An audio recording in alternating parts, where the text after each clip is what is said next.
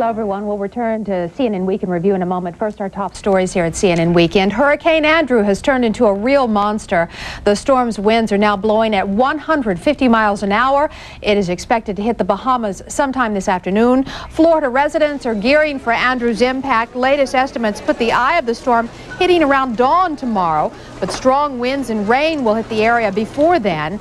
People are packing stores to gather up supplies. As many as 1 million coastal residents are evacuating their homes to avoid this storm that is now rated as a Force 4 hurricane. That could make it one of the most devastating hurricanes to hit Florida this century. We just have to take it in our stride. There is nothing we can do. And when the hurricane hits, we just have to be ready. Well, what are you buying right now? Bread, a lot of peanut butter sandwiches, milk, and beans. Beans. I'm probably going to go up north, though. You're not going to stay here and weather the storm? Probably not, no. Why not? Well, they told us to evacuate. Then I got to go out and get my equipment because I'm a musician. It's out there on Miami Beach, you know. I got speakers, 5,000 worth of equipment out there, and where it could be wiped away. 3 South Florida counties have been ordered evacuated. Monroe, Dade, and Broward counties. Storm squalls are already hitting Miami. The CNN meteorologist Ted Texter is here with the latest on all of this. Ted? Molly, the latest bulletin, and in fact more warnings have been raised now on the west coast of the Florida Peninsula, all the way from about Venice on down to the Florida Keys. It does include the Bay of Florida and also Lake Okeechobee included in the hurricane warnings now. Hurricane watches and tropical storm warnings have also been raised from Tudorville on down to Vero Beach on the east side, and from Bayport on further to the south now to Venice. So all of this area is either covered under a hurricane watch, a hurricane warning, or a tropical storm warning. The weather is getting quite severe indeed, and the storm is moving to the west now. Its effect is beginning to be felt now. You'll feel the effect of the storm well ahead of its eye. Remember, the eye is the center of the storm. Let me show it to you now. The eye is beginning to show up fairly well on our satellite picture. You can see its westerly track now. The storm is currently located, the eye of the storm, at about 280 miles to the east of Miami.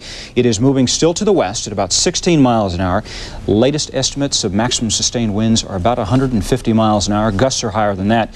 Storm surges expected to be anywhere from 7 to 13 feet above normal in Biscayne Bay, along the coast, along Miami. We'll keep you updated throughout the afternoon. Molly? Thanks, Ted.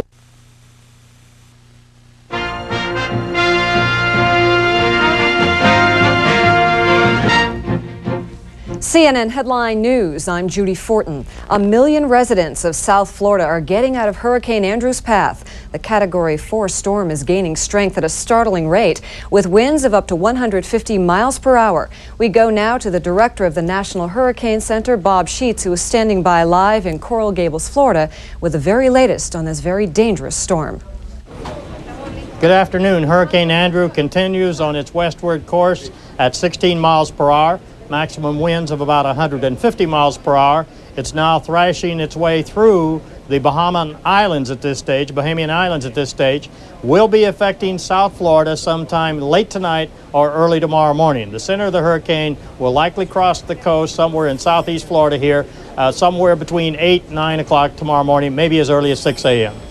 Hurricane warnings have now been issued for southwest Florida from Venice southward through Flamingo. I'm Bob Sheets from the National Hurricane Center in Coral Gables, Florida. Forecasters say Andrew will likely grow to a Category 5 hurricane with winds higher than 155 miles an hour. Warnings are in effect from Vero Beach to the Florida Keys and from Florida's west coast to areas south of Venice.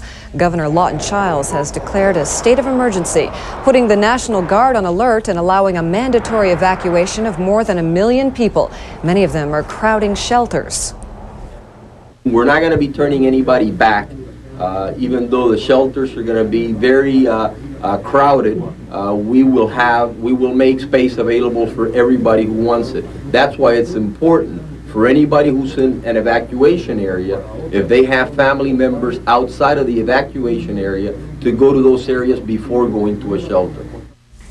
Some residents who plan to stay put are boarding up windows and stocking up on supplies. Hurricane Andrew is expected to hit Miami at dawn tomorrow.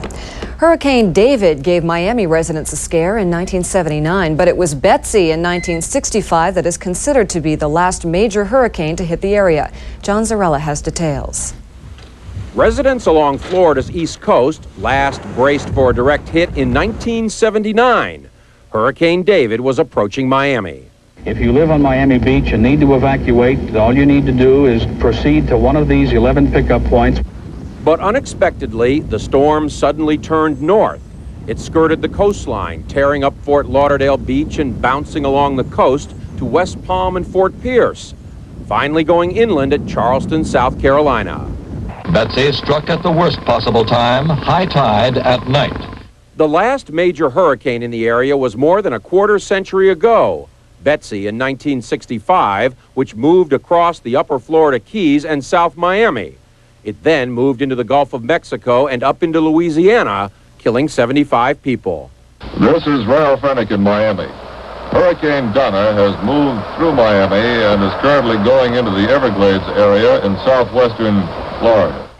Donna in 1960 also blew across the Keys and Fort Myers, killing 50 people before heading back out to sea off Virginia. But it was the 1935 storm that has gone down in the history books. It swept across the Florida Keys with 200-mile-per-hour winds.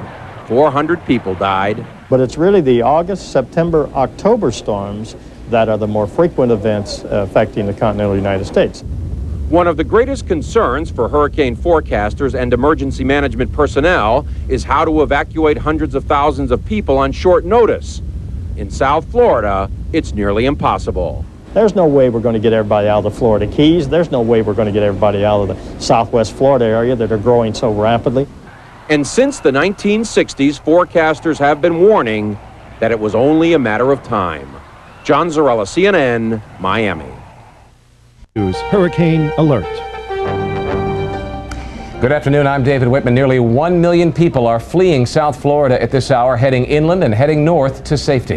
Hurricane Andrew is about to become a Class 5 hurricane, winds close to 150 miles per hour. Now, these are pictures of Hurricane Camille in 1969, one of the worst storms to ever hit the nation. Camille's highest winds were 135 miles per hour. It caused $3.5 billion in damage. 256 people died. And Andrew is expected to be much more powerful. Experts say Andrew will be the most powerful storm to hit a U.S. metropolitan area. In Florida's southern tip, a rush is on for supplies. People are stocking up on things like water, batteries, flashlights, on non-perishable food, long lines at gas stations. People are boarding up their homes and their businesses. All of this in spite of orders to evacuate the area for safety. The order to evacuate from Governor Lawton Chiles declared a state of emergency. We're expecting to go to the governor live at any moment. He is scheduled to address the entire state. We're awaiting his arrival on the satellite path at this moment. 1 million people have been ordered to evacuate from the northern Keys, from all along the Keys. That started early this morning from the coastal areas of Dade and Broward counties. 1 million people heading to evacuation centers. 100 centers have already been set up in South Florida, in the inland areas, in the safer areas. And our role in all of this, David, as it has been in years past, fortunately not too often, is that Central Florida will play host to most of those 1 million people. The roads are already busy with cars headed this way. There are friends and relatives that are heading to homes here in Central Florida to offer them that safe haven. And most people say that if you can stay with a relative, that's the best place to go. They're not about to turn you away. There are hotels that are booked solid, especially around Orlando International Airport. People have been flying in. Miami is now closed. Miami International Airport is now closed, but people are flying in to OI8. They're fanning out to those hotels right there to get a room, to be safe, to be away from that storm. Let's go now to the National Hurricane Center in Coral Gables. Dr. Bob Sheets with the very latest on Hurricane Andrew. Good afternoon. Hurricane Andrew continues on its westward course at 16 miles per hour, maximum winds of about 150 miles per hour. It's now down on Florida. For public safety reasons, it's critical that everyone follow all evacuation orders and other directions provided by local and state emergency personnel. I hope everyone will act promptly and prudently to protect themselves and their families. Governor, what extra personnel have already been called in, extra resources have already been called in with the situation right now? Well, we have National Guard personnel. We're pre-positioning, I think, at least 3 battalions of the National Guard. They'll move somewhere into Central Florida with all of their personnel and all their equipment, so they will be ready to move, as soon as the storm has passed. We've done that with our emergency communication vehicles, where the order that we've now signed in the emergency order triggers all kind of additional powers, and we now can ask for any medical assistance through HRS, through the federal government already. We've said earlier we're evacuating using the North Carolina National Guard, Air Guard, to evacuate some people out of the Key West Hospital. They will be taken to Sebring, Florida. That will happen this afternoon. Everybody, every state, every county has its emergency plan. All of those are being activated, and certainly the ones in South Florida where the hurricane is close. So in Monroe County and Dade County and Broward County, and then of course over into Lee and Collier counties, those counties, and then it's moving up into Palm Beach, and they have an order of magnitude of sort of how they trigger their powers. Personnel under you today that would normally be? Yes.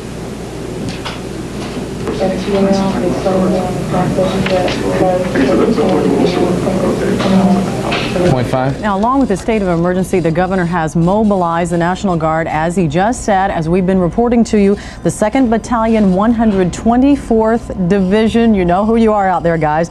You're asked to report to your armories in Orlando, Sanford, Eustis, and Leesburg. Also, the Naval Training Center here in Orlando has been designated a military evacuation site.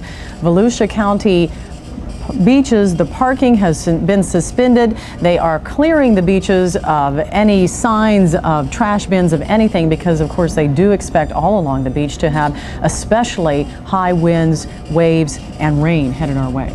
Earlier, of course, in this broadcast, we threw it to Bob Sheets at the Hurricane Center, but we had to plug into the governor. He outranks Mr. Sheets. Let's join Dr. Sheets right now with the latest on Hurricane Andrew.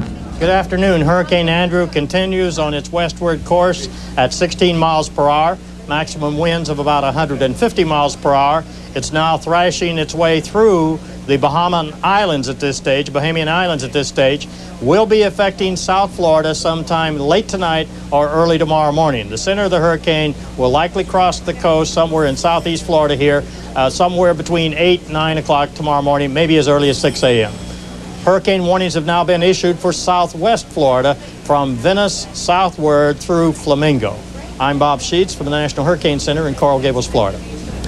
School has been canceled tomorrow in Brevard County, but personnel, non-teaching personnel, janitors, other people who run the buildings are expected to show up because those things could indeed be used for some kind of shelter. That's right. They could mobilize those places as shelters. Right now, we do know that 2 shelters in Seminole County have already been established. That's at Lyman High School and Oviedo High School. Those are being opened as we speak. They're getting all the supplies ready. The schools, usually the gymnasiums and the lunchrooms, are turned into shelters. There are showers there that people can use. There will be food there for people. Everything is free, of course. You're being asked to bring, or if you're telling your relatives what to bring, tell them to bring blankets, to bring pillows, to bring things that will make them comfortable through the night. There could be other shelters opening. We have not heard yet on the status of school days tomorrow in Orange County, in Seminole County, in Osceola County. It's supposed to be the first day of school. Will it be for all those kids? We don't know yet. That decision will be made in the next couple of hours, and we will bring it to you as soon as we do know. Of course, that affects more than 150,000 kids all through Central Florida, their parents, and all the plans that have to go along with that. Let's check in now with Pamela to get the meteorological view of Hurricane Andrew as it bears down in South Florida. Pamela? Oh gosh, it is a monster right now. Take a look at the satellite picture and you can see it building in intensity. You can see the real well-defined eye that tells us that it is just becoming a monster as it wraps around the very, very heavy winds. Right now, as Bob Sheets was just telling you, the maximum winds are 150 miles an hour. It continues on its westward track. It is moving west at 16 miles an hour. The latest coordinates, of course, the northern coordinate hasn't changed since our last update because it is moving west. It's 25.4 north, 75.8 west. Right now, about roughly 280 miles east of Miami. As it continues to move, you can see just about the cloudy skies just moving over, and they are seeing some scattered showers and thunderstorms in the area right now from the hurricane. What we're getting right now is from the instability in Central Florida. We're seeing some thunderstorm activity out there, and that's going to stick with us. One of the big things we need to think about, folks, even if this is not our hurricane, even if it does move into Miami, we need to think about rainfall amounts of 7 inches in our area and winds in Melbourne of about 70 to 75 miles an hour. Keep in mind that's hurricane force winds, and tornadoes are always a big deal when you're looking at a hurricane that is potentially this close to us. Okay, we want to tell you about the new watches and warnings that have just been issued. Of course, the watch still in effect and has been since last night from Titusville down to Vero Beach. The warning extends then from Vero Beach all the way down to the Keys, and this is the new part of it in Southwest Florida up to Venice, where the watch takes over up to Bayport. Also, of course, Lake Okeechobee in the warning area. So really it is from anywhere Vero Beach south and over into Venice. We will keep you up to date. Don't forget you can call our hotline number at 424-WCPX. We will always have the latest coordinates, the wind speed, the direction, and all that. So just stick with us and we will watch Hurricane Andrew for you very closely. All right, Pamela, thanks very much. And just to reiterate that number, our hurricane hotline number, we'll put it up on the screen for you now, 424-WCPX. We are updating it 24 hours a day. Write it down. It's easy to remember, but write it down because you could lose power if we get those heavy winds. That's right. And we do have unconfirmed reports right now of 4 deaths in the Bahamas. As Pamela showed you on that satellite picture, the storm is sweeping over the Bahamas right now, and it is still headed due west toward Miami. And you're going to have a lot of patience in the hours ahead. If you try to go to the grocery store, you may be waiting an hour in line. If you try to get money at a teller machine, they may be out of cash because everybody is trying to store up right now. So realize that here in Central Florida, we will be playing host to possibly hundreds of thousands of people. So it may be kind of tough for us the next couple of days, but certainly nothing like what will be going on in South Florida. This devastation does not look like it will be here at all. We're here. Our crews have fanned out throughout Florida. We'll keep an eye on this storm and hope you'll keep an eye on Channel 6 News. Good afternoon.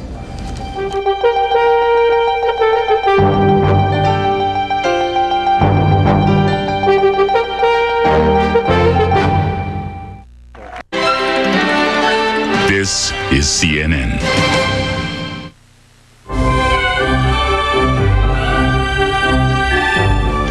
I'm David French in Washington. World Report will return in just a moment, but first a look at the hour's top story. Florida residents are evacuating, trying to beat Hurricane Andrew.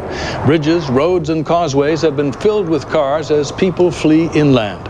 Residents have rented trucks to carry out their possessions, and tourists have emptied out car rental agencies. Inland hotels have filled all their rooms as thousands flee the coastal areas. Today, Florida Governor Lawton Chiles urged residents to prepare for the worst. I've signed an executive order declaring a state of emergency because a very dangerous storm, Hurricane Andrew, is bearing down on Florida. For public safety reasons, it's critical that everyone follow all evacuation orders and other directions provided by local and state emergency personnel. I hope everyone will act promptly and prudently to protect themselves and their families. We'll have updates on Hurricane Andrew throughout this night.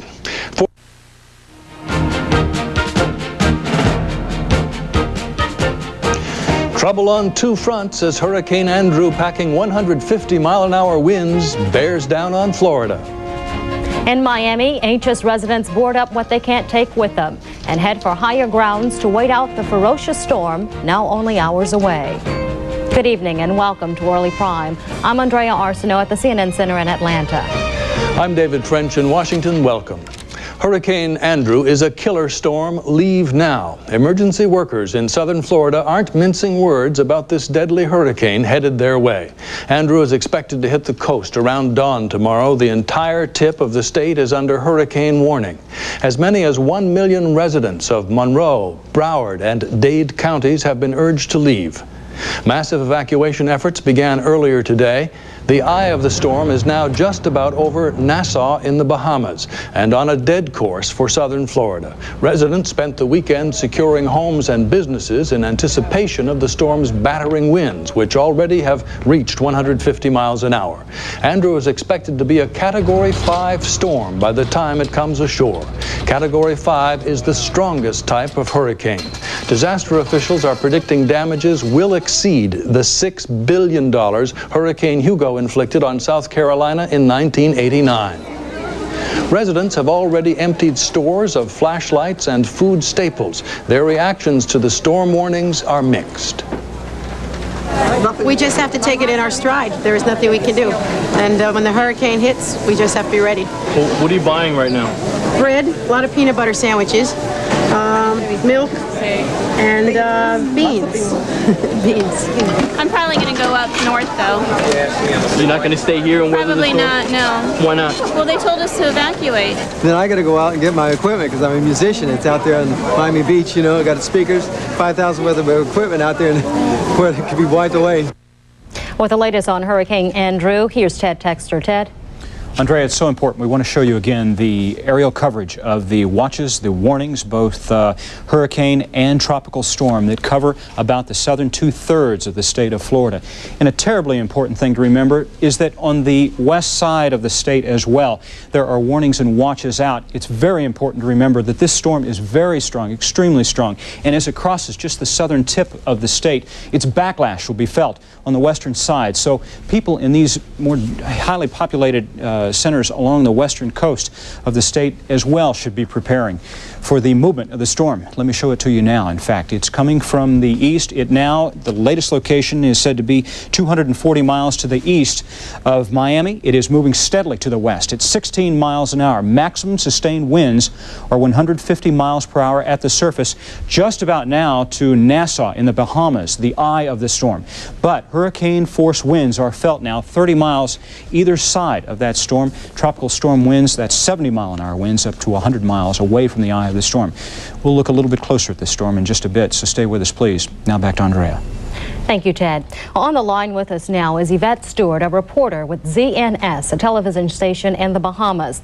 Yvette, thank you for joining us. I understand you're in Nassau, the capital of the Bahamas. What can you tell us about the conditions there? Well, the eye of the storm is supposed to hit here in Nassau at about this time. Outside, there is a lot of rain. It's getting windier than it was previously. The winds are really blowing the trees. But what happened a little earlier on the island of Eleuthera? Eleuthera was the first island here in the Bahamas to be hit by the storm. Hurricane force winds are presently still battering the island of Eleuthera, and they will extend to Abaco here in New Providence, Northern Andros, the Berry Islands, and Bimini this evening and tonight. Heavy rains and severe thunderstorms will continue over Eleuthera this afternoon and well into the night. Yvette, reportedly 4 people have been killed in this storm. What can you tell us about those deaths, and are there any other reports of casualties? So far, I have heard rumors. No deaths have been confirmed here in the Bahamas so far. Okay, since you're on an island, Yvette, how did the residents shelter themselves? What are they doing at this time to shelter themselves? And what about tourists? Are they protected? A number of the residents can stay in their homes. Their homes are equipped to handle the force of the storm. But those houses that are not able to withstand the pressure of such a storm, the people in those houses have already gone to shelters throughout the Bahamas. There are somewhat in the neighborhood of 100 shelters spread throughout this archipelago here in the Bahamas. So many of the residents have also gone to shelters, but as I said, a number of them are able to stay in their homes.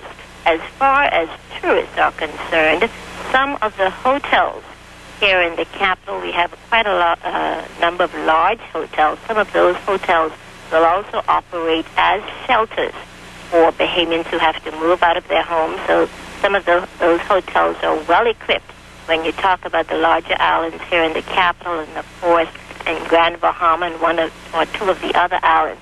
In those islands where the hotels are smaller and maybe not able to withstand such pressure, The tourists, I understand, have been moved out of those hotels and into maybe larger homes, the homes of residents on those islands. Okay. Thank you, Yvette Stewart, a reporter with ZNS, a television station in the Bahamas. Stay with CNN for the latest on Hurricane Andrew. We'll continue to update the situation. David?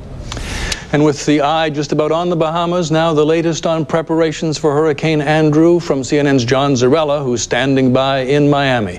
John, the Bahamas now about dawn for where you are, perhaps. How are you doing?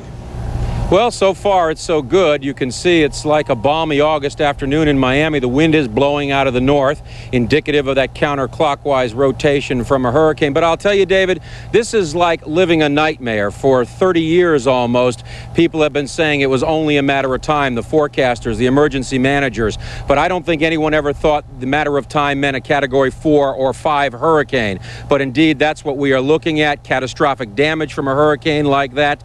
Bob Sheets would call this the worst case scenario. A storm this intense crossing South Florida, perhaps then moving into the Gulf of Mexico, and then all bets are off again. Over my right shoulder here, you can see one of the many causeways that leads in and out of Miami Beach. This is North Miami, 125th Street. Hardly anyone going or coming anymore. Many places boarded up, many more not boarded up. Conservative estimates of damage from a hurricane of this magnitude, upwards of $10 to $15 billion is what the National Hurricane Center and what emergency management people say from a storm of this magnitude. Deaths, hopefully very few. The worry is that there could be very many. Over my left shoulder, we are looking at Biscayne Bay. There was an eerie scene on Miami Beach just a little while ago. You can see the eerie scene completely deserted for a Sunday afternoon. No one out there. Very strange for a Sunday in August in Miami. That beach would be packed with no room to put a blanket. But today, no one is there. That's a good sign. That means people are leaving. Now, some sound from the director of the National Hurricane Center, his latest forecast, Dr. Bob Sheets. Hurricane Andrew continues to move toward the west at near 16 miles per hour. Our latest hurricane reconnaissance aircraft has reported that the pressure remains steady at 922 millibars. That means the maximum winds are at 150 miles per hour. We expect little change in strength, maybe some slight fluctuations as it approaches the southeast coast of Florida. That impact will be felt along the coast near midnight tonight, with the biggest part of the impact, the strongest part of the storm, moving in near dawn tomorrow morning. I'm Bob Sheets from the National Hurricane Center in Coral Gables, Florida. We would expect that this whole area we are standing on will very likely be underwater when the storm surge moves over here. We'll stay as long as we can throughout the night. This is John Zarella reporting live from North Miami Beach. WFTV Orlando. Live from Channel 9, Central Florida's news leader, Todd Ulrich, Anita Smith, Bart Bullock's weather, and Greg Wormuth with sports. This is Eyewitness News at 6. Good evening, everyone. Hurricane Andrew is the big news tonight. It is due to hit South Florida tomorrow morning. Here's the very latest live from Dr. Bob Sheets, the director of the National Hurricane Center in Miami. Good evening. Hurricane Andrew continues on its course towards South Florida. At this hour, the Hurricane Center is now approaching just to the north of Nassau in the Bahamas. The center of that hurricane is expected to move across the coast in southeast Florida in the Dade-Broward area, Miami-Fort Lauderdale area, near dawn tomorrow morning. Maximum winds remain near 150 miles per hour. I'm Bob Sheets from the National Hurricane Center in Coral Gables, Florida.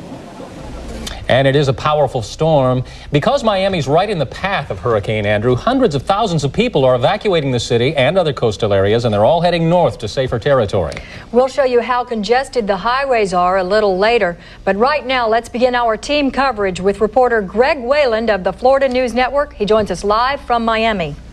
Well, in downtown Miami here, it's fairly pleasant right now. There's been a strong offshore breeze, a sea breeze that's been picking up over the last few minutes, but otherwise it's serene and pleasant, maybe a little cloudy.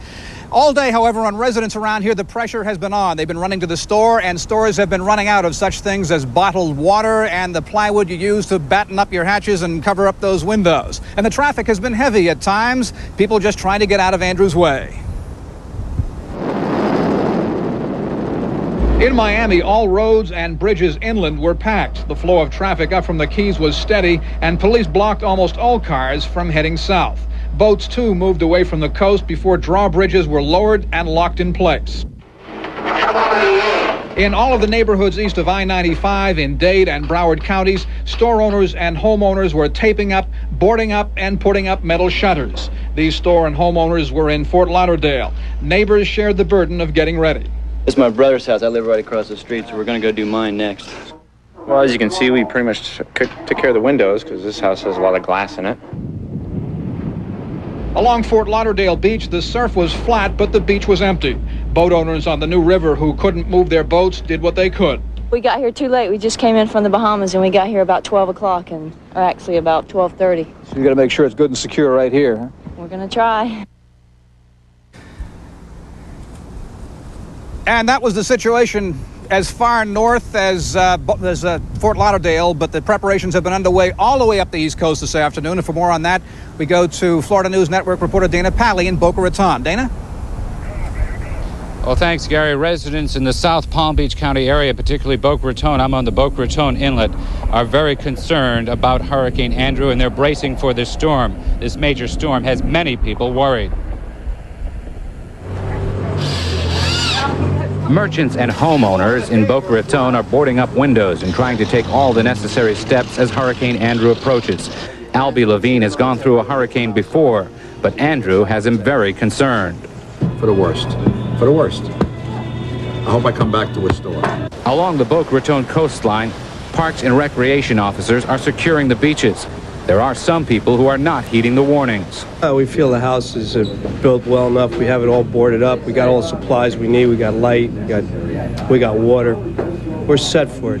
Police say most of the people that have been told to evacuate are cooperating. The stores are quite crowded. I think some ice has come up in short supply and everybody's buying water, but for the most part people are paying attention to what they're being told on the emergency channels. So the worst of that will be right along the coast. So if there's anybody sitting on the coast, if you can sit in your apartment or your condo or whatever and you can look out and see the ocean, you ought to be gone. 6 shelters are open in the Boca Raton area. At the Bibletown Community Church, the Red Cross says it's able to handle those seeking refuge from Andrew. Something that most of the people are forgetting is that they need to bring their own pillows, they need to bring some type of a blanket, that kind of thing, make sure they bring their own medication, and that's basically it. The Red Cross has opened 6 shelters. More will be open if needed, but they want to make an important message to these people coming that they won't have many supplies. They'll have some coffee, some water, but they won't have many supplies, including that medication. So those people should bring that medication with them. The situation in Boca Raton Inlet, around the coast, people are still getting off, trying to make their preparations as Hurricane Andrew comes in. Now let's turn our coverage to Ross Cavett, who's in Juno Beach. Yeah, we're at a evacuation shelter here in the Juno Beach area at the Palm Beach Gardens High School, and the folks with the American Red Cross here are getting pretty much what they expected. A very late arriving, a very lean crowd so far at the shelter, one of hundreds literally in the southeast Florida area that are now open for those people who should be evacuated. Why is the crowd so lean so far? The weather outside really doesn't look that bad. Some clouds, but certainly no wind, very little rain. And secondly, it is a Sunday. Most people are used to being home, and a lot of people have ignored evacuation orders to finish boarding up and taping up their windows. But one thing you did notice while traveling south today on I-95 is that for every 1 car heading south, there were 100 heading north. The great exodus has begun. Millions of South Floridians heading north on the main roads, hoping to escape Andrew's fury. To this hour, most roads moving north were flowing smoothly. Sorry, we're out of gas. Are you really? For last-minute evacuees, there was good news and bad news at the pumps. The good news, no lines at gas stations. The bad news, that's because most stations are out of gas. Yeah, I was kind of giving him a hard time because last night we were out and I said, we better get gas now. Oh, we'll wait. He waits until the last minute. So. We had lines backed up all the way. People just, both full serve, people who usually don't get full serve are paying the full serve prices because that's what we had the pumps open with. If you got a long straw, you can stick it down in the tank and maybe get a gallon or 2, but that's about it. Even as Andrew approached, bright sunny skies looked down on the coast. Still, most coastal residents heeded the warnings and boarded up. So we're due for one. I believe so. I hope I'm wrong, though. But some decided to play before making a run for it. Thousands of surfers hit the beach to catch Andrew's first legacy, a good wave. At home, I'm going to say these guys are crazy. Yeah, it's all part of surfing. Wait for the big waves. Police are expected to start clearing out the surfers a little bit later on tonight. One of the things we have learned is if folks don't have what they need by now, including gasoline, they are likely not to get it, at least in this area. And here at this shelter where we're at, the crowd's still very lean. Some shelters in the Miami area, we're told, are filled. Most have small crowds like this. They expect once the winds to start kicking up that people will come flooding into the shelters, and the city buses have been commandeered to start bringing people here, so crowds should soon start picking up in the shelters. Reporting from an evacuation shelter in North Palm Beach County, I'm Ross Cavett. Well, Russ, of the people that you've talked to there in the shelter today, how many of them have been through a hurricane before? They know what this is like, and that's why they were the first to make it to the shelter? I'd say about 1 or 2 of the people that we have talked to have been through a hurricane before of this magnitude, and they're here because of that. Most are here because they have no other place to go, and they have been kicked out of their beachside homes and are coming here for safety and shelter. Now, you're in a designated shelter, but you're not necessarily out of the danger zone, are you? No, and that's something we always wonder about when a large group of people come to a building such as this, a high school gymnasium. Really, how safe is it? They say there's safety in numbers. They say this structure is relatively safe, and there are quite a few of them around, and I'm sure some shelters are going to be facing some damage. Here in this area, we're expecting 60, 70-mile-an-hour winds, so something's going to happen here. We're going to have to write it out and find out. Okay, and we'll be seeing you later tonight, maybe again in this program, but certainly at 11 on Eyewitness News Tonight. All right. Thank you, Ross.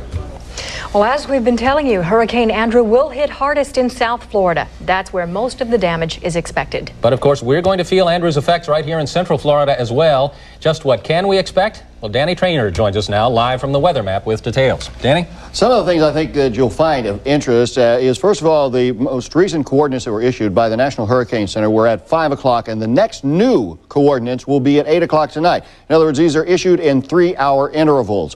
I thought you'd like to look at the storm. First of all, we are going to be on the northern fringe. That does not mean that we are totally 100% out of danger here, because winds are going to be gusting and there are going to be thunderstorms. You can expect those winds to be up to 39 miles an hour, and there's always the possibility that on the north side of the hurricane, as it approaches land, it creates and spawns tornadoes. So that could also be a problem here in Central Florida. There's also going to be some tidal action along the Indian River County areas and on up into Brevard County. And then at the same time, we could expect maybe up to 3 inches of new rain on top of the ground that's already saturated with rainwater. In addition to that, well, I think you're going to find that we are going to have a very interesting evening with the thunderstorms starting to get into the area sometime this evening. The showers and thunder showers we've had this afternoon were not created by Andrew. They were actually being pushed by the winds of Andrew as it pushed it across the state. But it did not create the storms that we had this afternoon. It was just typical afternoon thunderstorms. If you're interested in the latest coordinates, these were issued at 5 o'clock this afternoon by the National Hurricane Center. At 25.4 north, 76.5 west, the winds are still 150 miles an hour. This storm is stronger than Hugo. It is almost as strong as the very famous Hurricane Camille. It is moving toward the west at 16 miles an hour. This places it 240 miles to the east of Miami. Our projected window of movement has it passing between Miami and Homestead tomorrow morning at 7 a.m.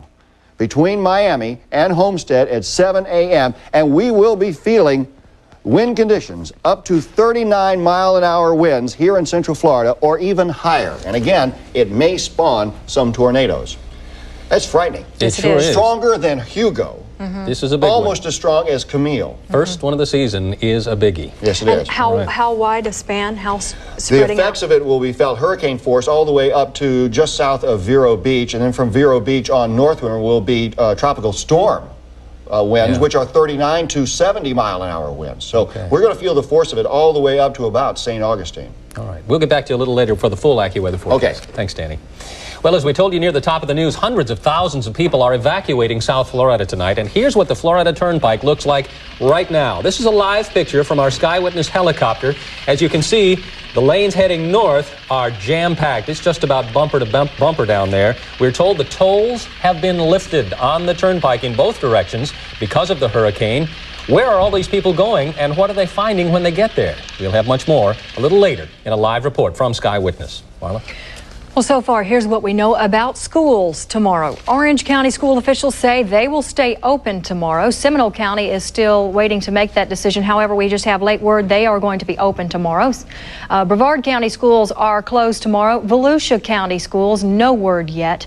Stay tuned to Channel 9 for that information. Osceola County schools will be open, but that decision could change at 2 or 3 o'clock in the morning, so stay tuned to Daybreak so you'll have further information on Osceola County schools, subject to change. Marion County schools are closed. Lake County schools open tomorrow. Schools in Indian River County are closed for tomorrow, but the decision as to whether or not they'll be open on Tuesday will be made tomorrow, so parents of children who attend a school that also doubles as a hurricane shelter are asked to be patient and cooperative, because gymnasiums, cafeterias, auditoriums, they're all going to be crowded, most likely with evacuees. That's right. We'll show you those lists again a little bit later, just in case you're confused at this point. Lots of people heading for shelter tonight. We will show you the mass exodus from South Florida next in a live report from our Sky Witness helicopter. And between newscasts tonight, if you want updated information on Hurricane Andrew, call our hurricane hotline at 1-800-732-WFTV. We'll be right back with much more.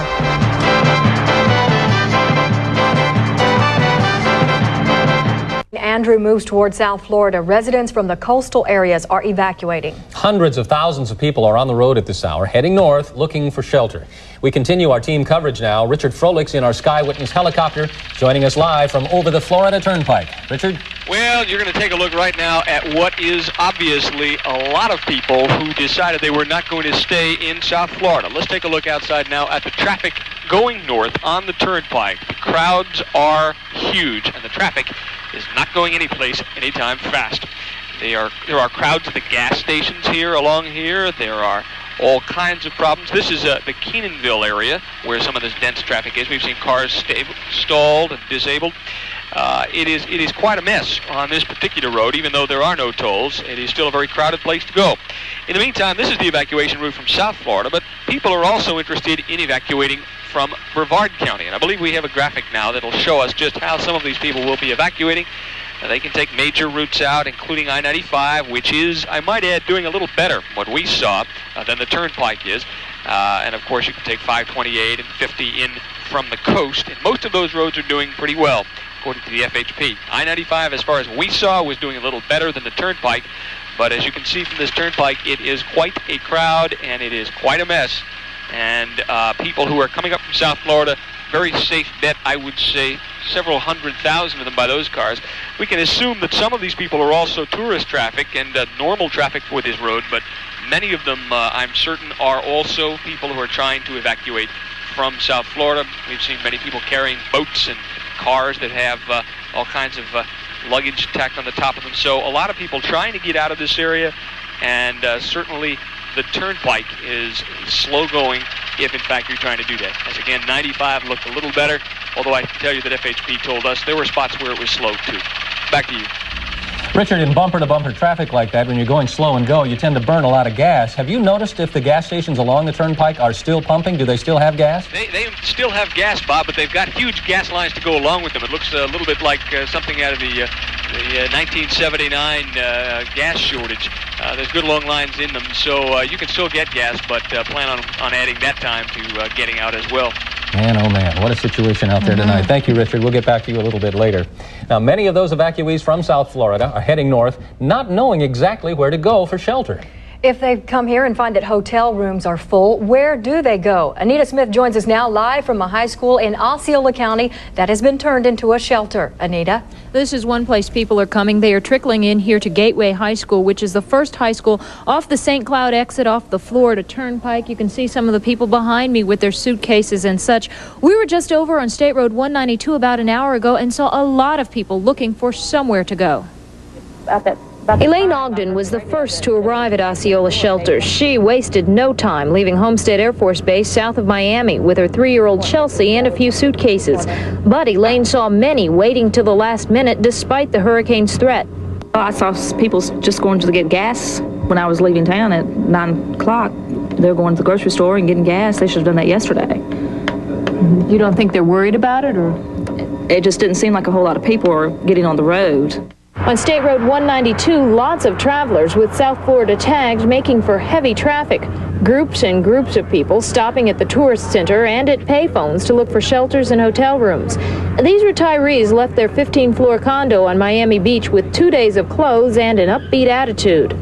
Next 2 days, everybody's going to be happy. Everything is going to be okay. That's right, and I love it. I don't love the hurricane, but I love the Florida.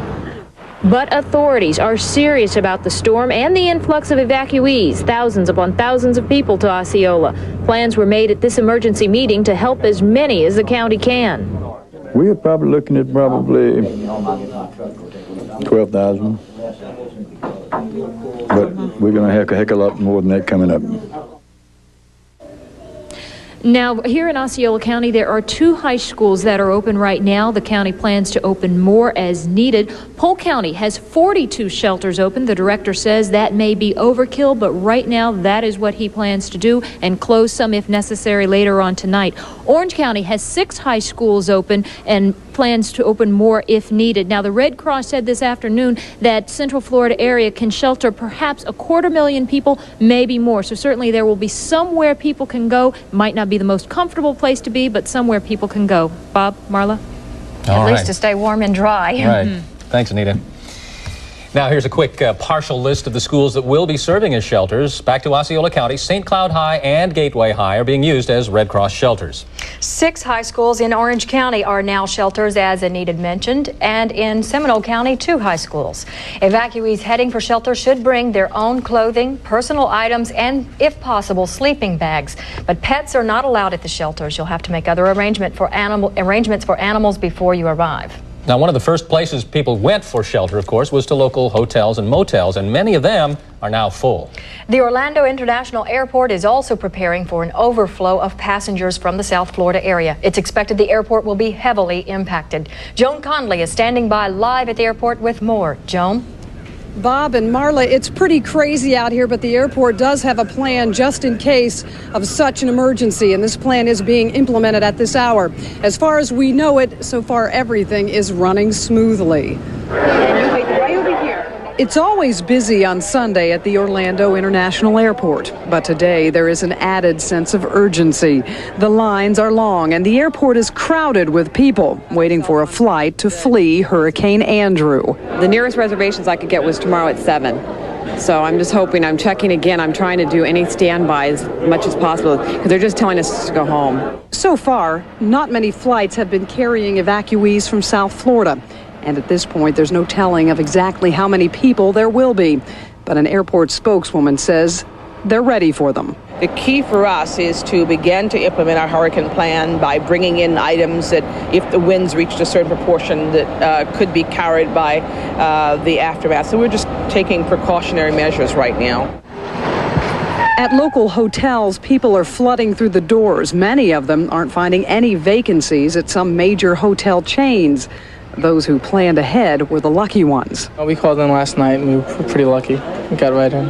But that won't be the case for people trying to book a reservation tonight. Now, how about Holiday Inns, the chain in this area? How full are they? I would say they're reaching, they're probably in the 90s percentile. They are filling up pretty much for tonight and tomorrow. So it's going to be hit or miss as far as finding a hotel room or a place to stay here in the Orlando area tonight. And we do have some new news. This news is just in. We understand that the Miami airport is being closed and that they're going to be diverting those flights here to Orlando. And we're going to keep you updated. So if you have a flight and you were planning on heading down to Miami, you better check on it. Bob and Marla, back to you. So it's going to be really busy at the airport tonight. You got it. All right. Thank you, Joan. Well, obviously, the big weather news of the night is Hurricane Andrew. And Danny Trainer joins us next with the AccuWeather forecast. Plus, during our extended coverage tonight, Steve Jervey will join us live from the National Hurricane Center in Miami. All next on this special expanded edition of Eyewitness News at 6. Here are a few emergency information phone numbers you might want to have on hand. So grab a pencil and paper quickly if you can and jot them down. For Brevard County, emergency information on Hurricane Andrew, call 1-407-633-1725. Volusia County, 1-904-254-1500. Indian River County, 1-407-567-2154. Flagler County, civil defense number is 1-904-437-7381. However, if you have an emergency in Flagler, dial 911. Danny is here now to talk with us just for a minute. Okay. You're saying that this hurricane is as strong as Hugo, maybe stronger than Hugo, maybe even as strong as Camille. Very close, getting real. Refresh our memories. All right, Hugo was a Category 4, but this one, Category 4 has a wide berth in it as far as the strength of the winds, and it is now stronger than Hugo was. As far as Camille goes, it's not quite as strong as Camille. That was a Category 5. These are just specifications on how you're going to categorize a storm, but this could be, if you've ever seen some of the footage, and by the way, I'll get a plug in here that we've got our hurricane special repeated tonight at midnight, and people should roll their videotapes if they're going to bed. Keep it on hand because we might be next on the hurricane hit list. But it almost is as devastating as Camille. In other words, all of those shoreline properties are in big danger.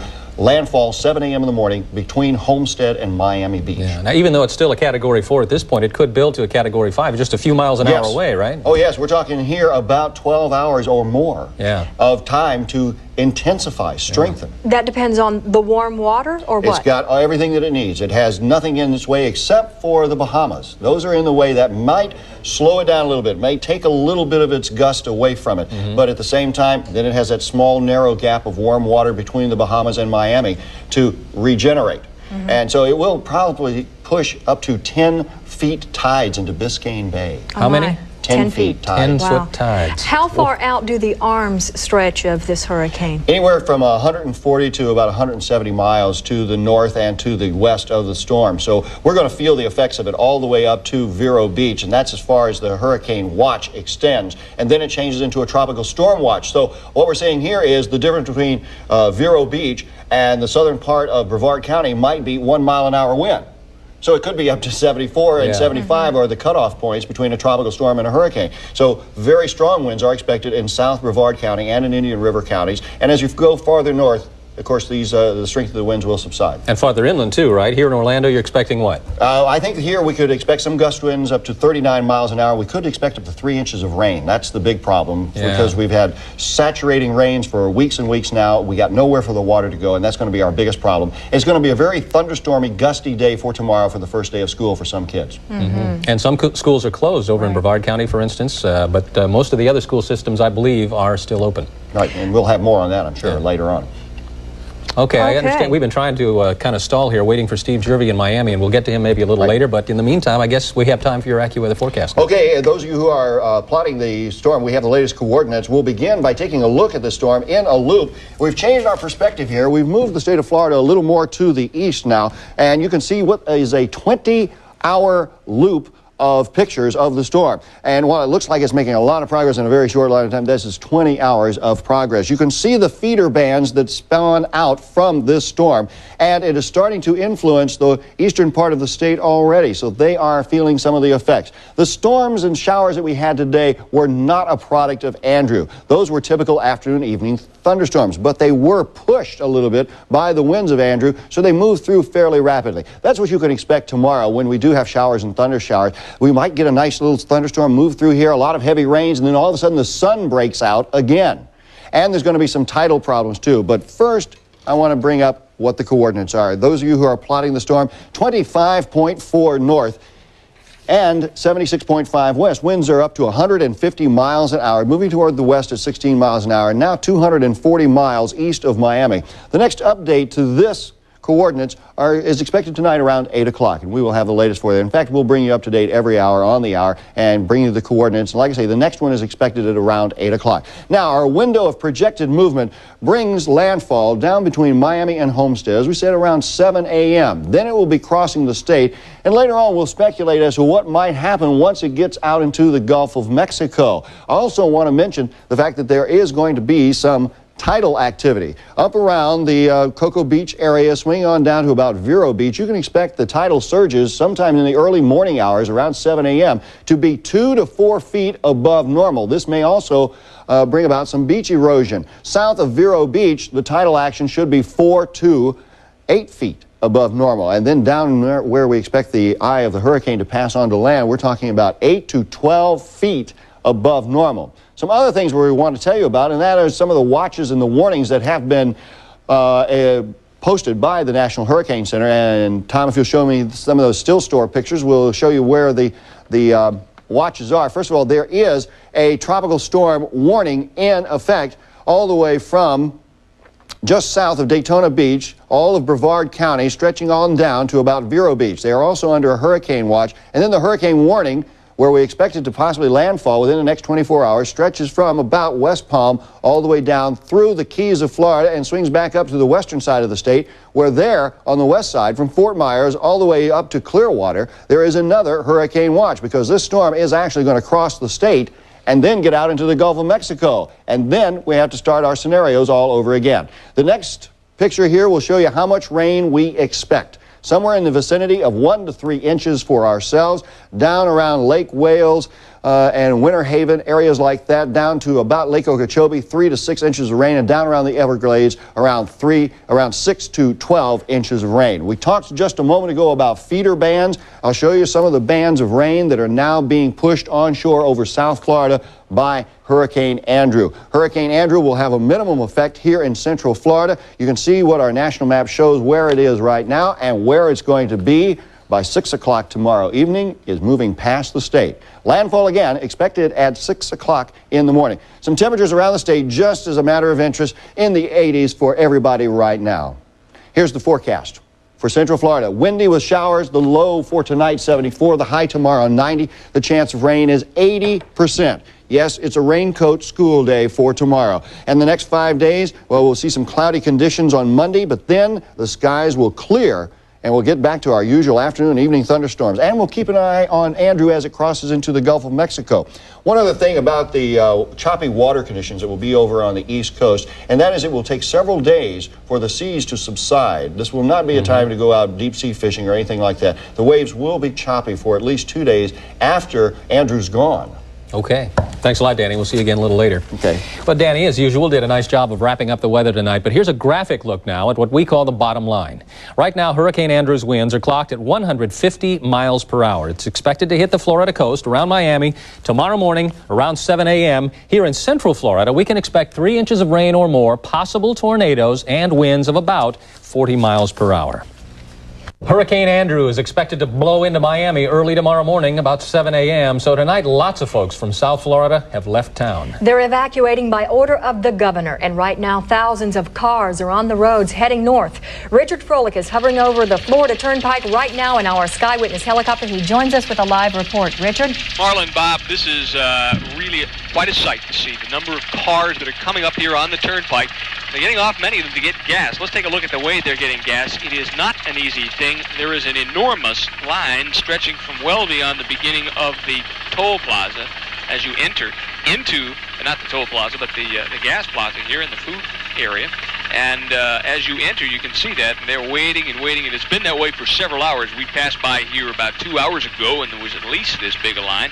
And that's the way things have to go right now. A lot of these people got on the road in South Florida, just piled in their cars and went up and decided they needed gas about here and are getting it. But in fact, as you can see probably in a wider shot, that there are a lot of people who got the idea to leave. We have seen hundreds of thousands of them, cars going north. Certainly not all of them going to the attractions. It is a safe bet that many of them are going to just get out of the way of this storm in South Florida. This, of course, the Turnpike, they're no longer taking tolls. The people going north, they're just interested in people evacuating altogether, and that's important. The Turnpike is one of two major roads doing this. I-95, the other one. We passed I-95 a little earlier today, and it didn't seem bad at all. Not in comparison to this. However, I can tell you that the FHP has told us I-95 itself has had some difficulty in spots. But right now, the traffic is more passable than it had been. But still, we'll take one more look down there. The traffic is moving a little well as you're going into the Orlando area, but just a few miles south of here, there were plenty of cars driving in 3 lanes. Of course, there were only 2, the third lane being the shoulder of the road, but that didn't stop a number of cars from driving on it. So quite a number of eager drivers, a lot of people, certainly understandable that they'd like to get out of the way of that hurricane, and right now Central Florida looks pretty good to them. Back to you. With that many cars on the road, have you seen any accidents, or is the traffic just too slow for accidents? You know, Bob, that's a good question. I can tell you in honesty, I have seen a few near accidents, but nobody, Pilot and I were just talking about that a few minutes ago, nobody that really hit anyone else, but more than a few people that careened over to the shoulder and then decided to careen back into traffic, and did so, let's say, not gracefully. But right now, we didn't see any accidents per se. A lot of FHP troopers out here, I can tell you. They're monitoring the situation pretty closely. You would think they'd have a very tough time getting to anyone that had mechanical problems or anyone that runs out of gas. Yeah, at this point, I think it's a safe bet whoever has those problems is going to be sitting on the side of the road for a while, because it's FHP. I've talked to them all afternoon on a variety of other topics, and they have their hands full with the amount of traffic coming in right now. I'll bet they do. It'd be nice to have sort of a mobile gas concession at this point to hit the folks who make some money out of it, I'll tell you that. Yeah. All right. Thanks a lot, Richard. We may get back to you a little later. Okay. On the storm's direction, watch 2 News. NBC's Secret Service will not be seen at this time, so that we may bring you the following 2 News special.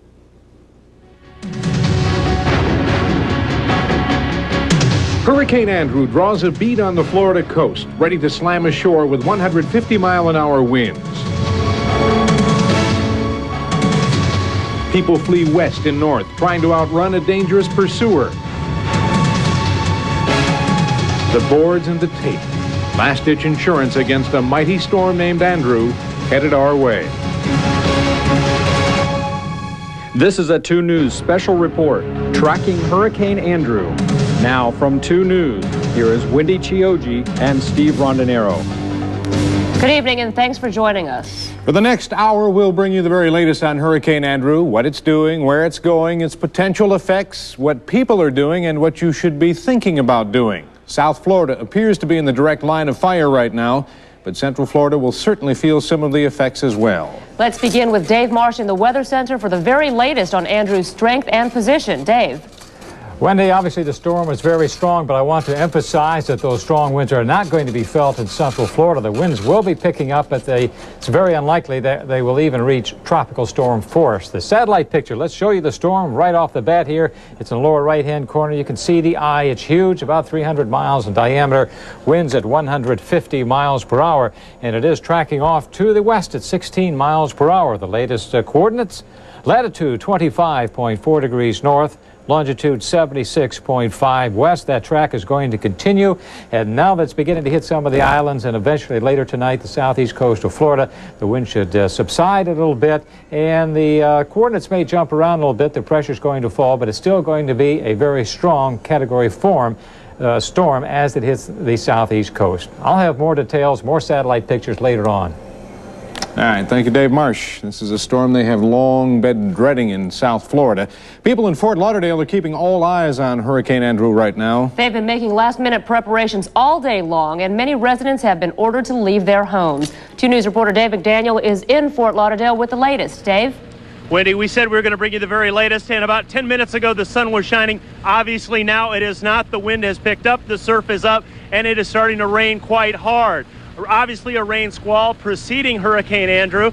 We have covered hurricanes for years at Florida, Sue, as you know, and it is obvious that this is just the leading edge of what these folks can expect. It's going to get much, much worse before the night is over. They expect the real bad stuff to start hitting around 2, the hurricane itself maybe to hit around 5 in the morning. The evacuation orders did go out earlier today. People were told at first to leave around noon, and they started trickling out of the area. Most of the homes along the beachfront here have been evacuated. We are going to show you an area that has been evacuated. It's a large area, mostly east of Interstate 95. Earlier today, people were preparing for this storm, and then once they had their property secured, they were ready to get out of here to avoid putting their lives in jeopardy. Even though there was little more than the everyday sea breeze in the afternoon, the threat of Andrew was clear. People scrambled to protect property from the winds that have already reached 150 miles per hour plus. A lot of unbeknown. And it's kind of like Hugo when Hugo hit up into the Carolinas. I've lived in this part of South Florida since '65. Never had a storm here. but I got respect for it. Where do you go after you board up the place here? I leave. I go about 2 miles inland. Do you think you're going to be all right there? I think so. I hope so. A toll plaza on the northbound turnpike caused a 10-mile backup early on. The toll was waived to help get the evacuees moving, but you'd never know it. At a local supermarket, people lined up for water, while store employees worked to waterproof the foundation with bags of rock salt made into sandbags.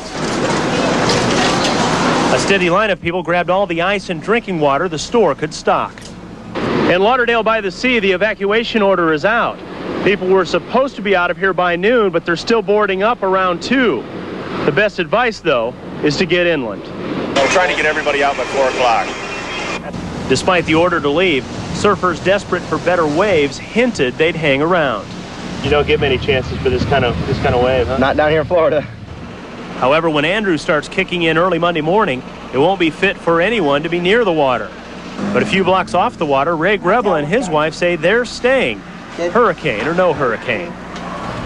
And we hope that tomorrow morning, for their sake, that's not a bad decision. You know, a hurricane always brings out the curiosity seekers. Just a little bit ago, a lot of people were in the water. A few people still are. But also a lot of people right here sitting on the hoods of their cars. Some of them are venturing out now as the rain slackens up a little bit. A lot of them have jumped in their cars and headed to higher ground. This is just the leading edge of what we can expect.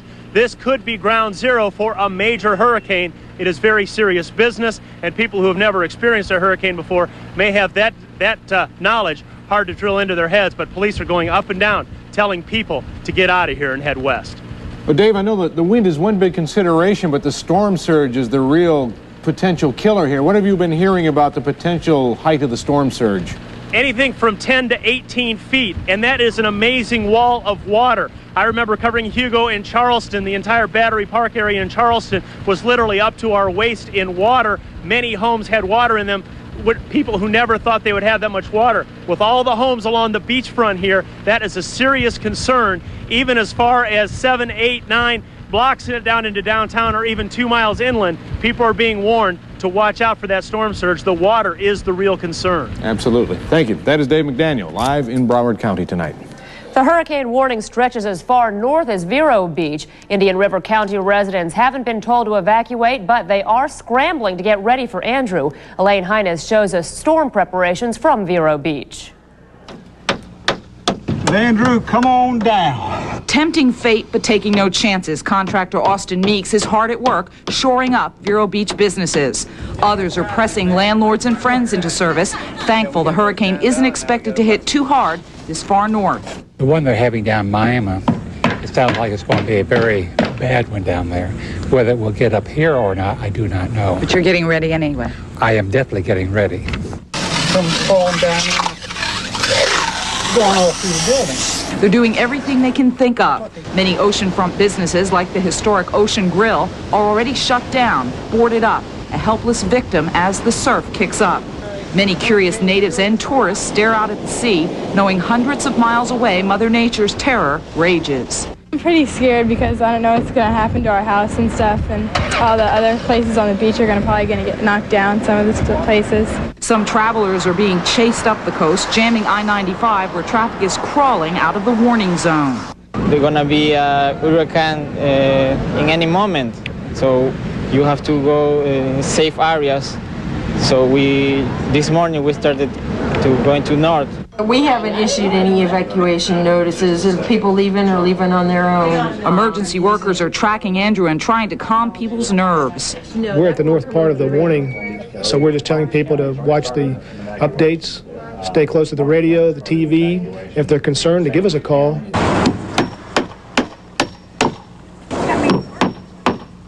Last I heard it was 150 down in Miami. In Indian River County, they don't expect to have to open any shelters, but do expect powerful winds and waves. In Vero Beach, Elaine Hines, 2 News. And in Indian River County, the evacuation routes are highways 512 and 60. That'll get you to US 1 and I-95, as you can see. Evacuations have not been ordered in Indian River County yet, but officials are closely watching the progress of the storm. And as we've seen, thousands of evacuees are making their way out of South Florida, heading for the north or heading for the west. It's made for some pretty slow going on I-95 and the Turnpike. The state's even closed the toll booths on the Turnpike to keep the traffic moving. Greg Fox has the big picture from Sky I-2. We've been checking all of the major northbound arteries leading out of South Florida. Yes, more than 1 million people are being forced to evacuate because of the declaration of a state of emergency. But from the looks of things, even more people are electing to leave on their own. We're just over the intersection of Interstate 95 and a major east-west road in Fort Pierce in St. Lucie County, and you can see the northbound lanes of I-95 are extremely congested. Of course, hardly anyone heading southbound. Just off of Interstate 95 at the Stewart and Palm City exit, you can see an ambulance and, well, several ambulances and some police cars. Officials have certainly been urging people to move with expediency, but move efficiently, move safely. They don't want to see accidents in this evacuation. They want it as smooth as possible. In sharp contrast to the major north-south arteries, US 1 in many places looks like this, having hardly any traffic. It looks like those people who've decided to leave are gone, and other locals who are still here are going about business.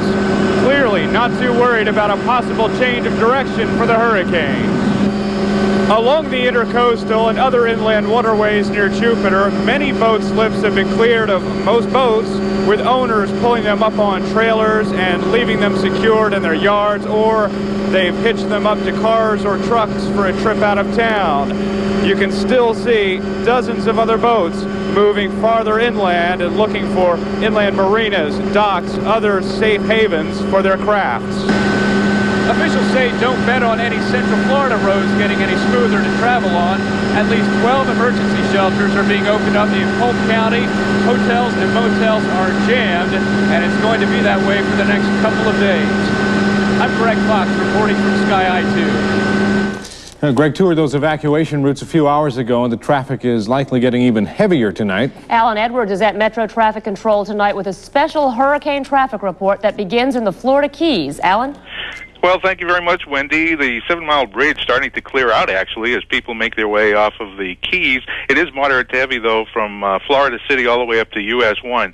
95 northbound, clear through Dade County, moderate through Broward County, but it's still heavy through Palm Beach County and up till you get to just about Vero Beach. The Turnpike is extremely heavy now, with a 30-mile-an-hour flow from PGA Boulevard in North Palm Beach all the way through to Vero Beach, and the routes over from Brevard County, that is. 192 heavy through Hollipaw and all the way into Kissimmee. 520 running about average, but it is very, very heavy. Watch out for construction, though, as you get to the B-line. That's going to slow you down. And the B-line itself, heavy but moving well from Port Canaveral to 520, but a moderate flow from 520 to I-4. I'm Alan Edwards reporting live, Metro Traffic Control for 2 News. Thank you, Alan. The rush of evacuees getting out of Hurricane Andrew's way is already clogging hotels, roads, and shelters from south all the way up to central Florida. Hotel managers report virtually no vacancies all the way up to Gainesville. On the other hand, South Florida airports are deserted, shut down. Barclay Todd is live at the Orlando airport. Barclay, that one's not shut down, I see. No, Wendy, this airport isn't shut down, but as you can see, for the lack of people in the lines, the word has gotten out. And earlier today, U.S. Air, they have canceled, like all the other major airlines here at Orlando International Airport, they have canceled all remaining evening flights to South Florida. Earlier today, passengers were rushing into the airport, however, trying to make one of those last flights heading south.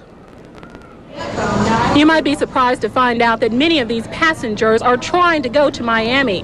This despite the fact that Hurricane Andrew is predicted to hit there. I have a 6-year-old there, so I'd rather be close to him and wait it out there. I got to get down there. I've got family and have to have a boat, a lot of things that I have to take care of. But not all passengers trying to go to South Florida made it. Most evening flights not arriving by 8 p.m. were canceled, but many in South Florida decided to take the warnings and headed to Orlando. Came because we have mandatory evacuation. My daughter lives here in Winter Park, so we came up to stay with her for a few days. While most people headed north, guardsmen from Orlando are going south. The 124th Infantry is one of several units the governor has activated. National Guard units like this one that are not in the direct path of Andrew will be the first to respond to the storm-affected areas. That leaves these guards with a lot of uncertainty as to what to expect when they arrive. Of course, I'm a little nervous about it, but and nervous and excited at the same time.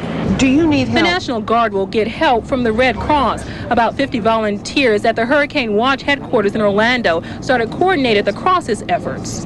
When they have a mandatory evacuation, some people aren't going to go to shelters, and they're going to head north. Some of those people headed north by plane. We're told any more that are trying to make it out of the Miami area by air, well, they're out of luck. The last flight out of there was 6 p.m. tonight. Back to you. Thank you, Barclay. That is Barclay Todd at Orlando International. West Palm Beach is another city under the hurricane warning tonight. I'm going to go live right now to Craig Smith to find out how people are coping in Palm Beach County. Craig? Well, we've been under evacuation orders here since mid-afternoon. Evacuation orders for mobile home dwellers, people who live on the barrier islands, or people who otherwise live close enough to the water to be threatened by the rising waters that this hurricane would bring in. Now, we have been under a hurricane warning here since early morning, and people have been taking that seriously. They have been hoping that Andrew will not come, but preparing as if it will. Traffic's backing up in West Palm Beach as drivers from much of South Florida search for a place that is high, dry, and safe. Boats are running for safe harbor, too. If they stayed in the docks, they'd be beaten to bits. Well, I was in a hurricane when I was a kid, and my father did it all. And so I'm not going to take this one lightly. I'd rather be over-prepared than under-prepared because now I'm a father. As families prepare, lumber's become so precious people won't let it out of their sight. And the storm's affecting all walks of life here. Many mobile home dwellers have shuttered and left those structures so dangerous in a storm. At the other extreme, the majestic Breakers Hotel is evacuating too. In almost 70 years, it has ridden out many storms, but it's just feet from nature's breakers that Andrew could make so destructive. Now, shelters started opening here in late afternoon. One of the big concerns here, as it is in so many coastal areas, is that very many people here live on those barrier islands. The lifeline to the shoreline for those islands are the bridges, and the bridges are very prone to be cut off by rising water, so the escape route is cut off. So the word around here is don't hesitate, evacuate now. Okay, thank you. Craig Smith with a live report for us. All right, we want to run down the shelters that have opened across Central Florida for those who need a place to stay. If you want to take the cautious route, here is a list of the shelters open at this point that we know of. In Osceola County, Gateway High School near Kissimmee is open, as well as St. Cloud High School. People have been coming from the north taking refuge there. In Orange County, University High School near Orlando has also been opened as a shelter. And in Marion County, Vanguard High School is now open as a shelter as well. So those shelters are opening up and people are taking refuge in them as the storm approaches. Stephen Stock has been out and about and fills us in now from a shelter in Seminole County. Stephen? That's right, Steve. We're here at Lyman High, and this evacuation center opened just about 4 o'clock this afternoon. We got our first 2 evacuees about 30 seconds ago from Pompano Beach, and they're still filling out forms saying that it's quite a madhouse out there on the highways on the way up here. These folks here are prepared to handle 800 people or more tonight.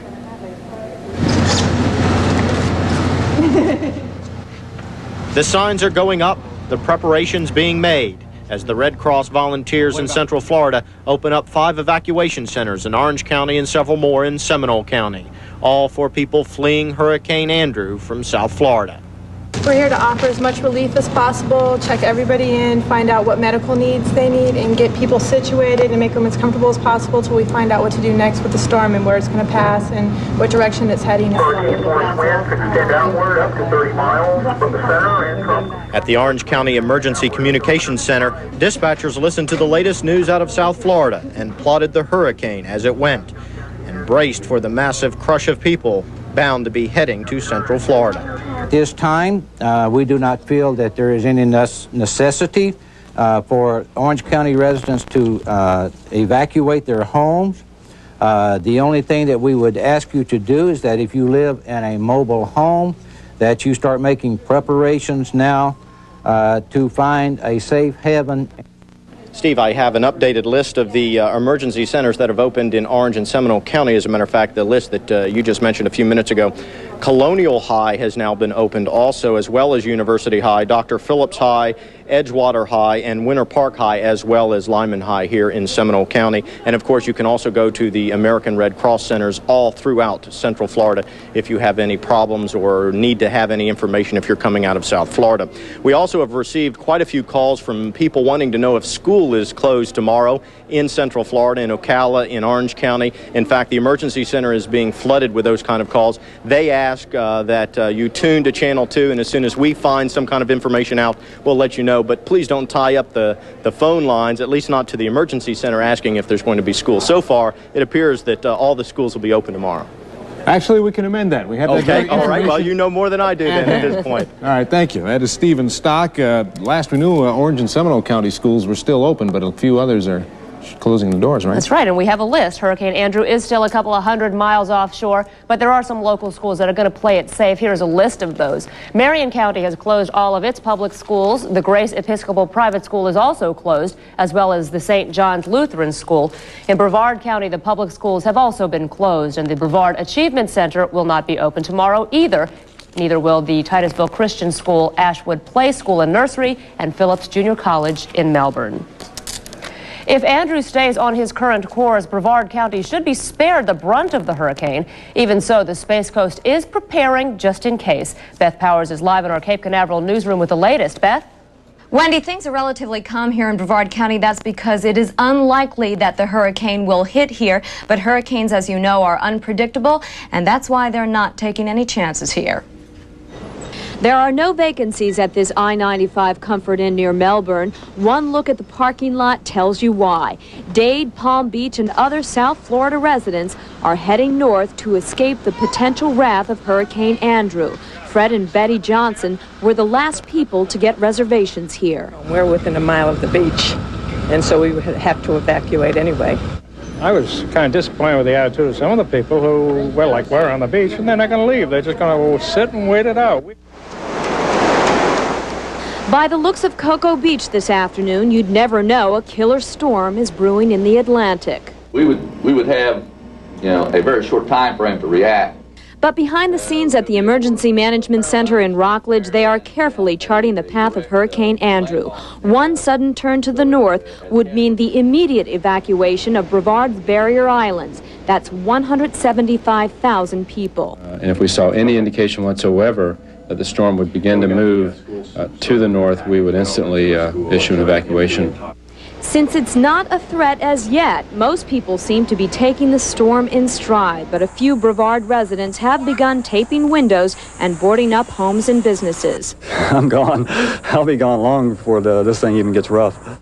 He's not alone. Emily Miller and her children left their Indy Atlantic home for an inland hotel this morning. We don't like it. We just want to be in the hotel and be safe. Now, in the unlikely event of an evacuation in Brevard, these are the routes that you would take. From the northern coastal communities, take State Road 402 to Titusville. From there, take State Road 405 to Route 50. In South Brevard, take State Road 528, that's the B line. 520 can be used to leave Cocoa Beach and Merritt Island. Other evacuation routes include State Roads 404, 518, and 192. Again, folks do not expect the storm to hit here in Brevard County, but they are not taking any chances. They are watching this storm very, very closely here. Back to you. Better safe than sorry. Thanks a lot. Beth Powers live in Brevard County. Now, even though Volusia County is north of the hurricane watch area, authorities will keep night drivers off the beach tonight. Signs, trash cans, anything else that might go flying on a stiff gust of wind have also been removed from the beach. Beachside residents in Volusia are urged to button down any loose objects outdoors. Communication is one of the more important necessities in times of disaster. Marty Stebbins reports when regular phone service fails, ham radio enthusiasts spring into action. CQ calling CQ in the Bahamas. Amateur radio is no stranger to disaster. Often hams are the only link between those affected by disaster and the outside world. 2723 or 922 millibars, just about 80 miles south of here in that storm. Here at the State Red Cross Disaster Services headquarters, volunteers will turn to amateur radio should telephones fail. The phone lines will probably go out tonight. This is the Red Cross headquarters for Florida for their disaster services. we need to make sure they have contact with all the Red Cross chapters in South Florida. Red Cross volunteers say hams are indispensable. Red Cross and the Aries Races group of hams go hand in hand. They help us with manning our shelters. Sometimes our only method of communication with the shelters. Late today, amateur radio operators were on standby as Andrew continued towards South Florida. Right now we're hearing a lot of messages from South Florida that they are getting high wind. Winds which may disrupt telephone service and bring hams to the rescue. Marty Stebbins, 2 News. The ability of many hams to operate using portable power sources makes them a valuable, probably invaluable asset during disaster time. Absolutely. They have functioned so well in so many instances. Well, we are going to take a brief break. When we come back, Dave Marsh gives us an up-to-the-minute look at the latest on Hurricane Andrew. And the Bahamas are beginning to feel the effects of Andrew at this hour. More on that next.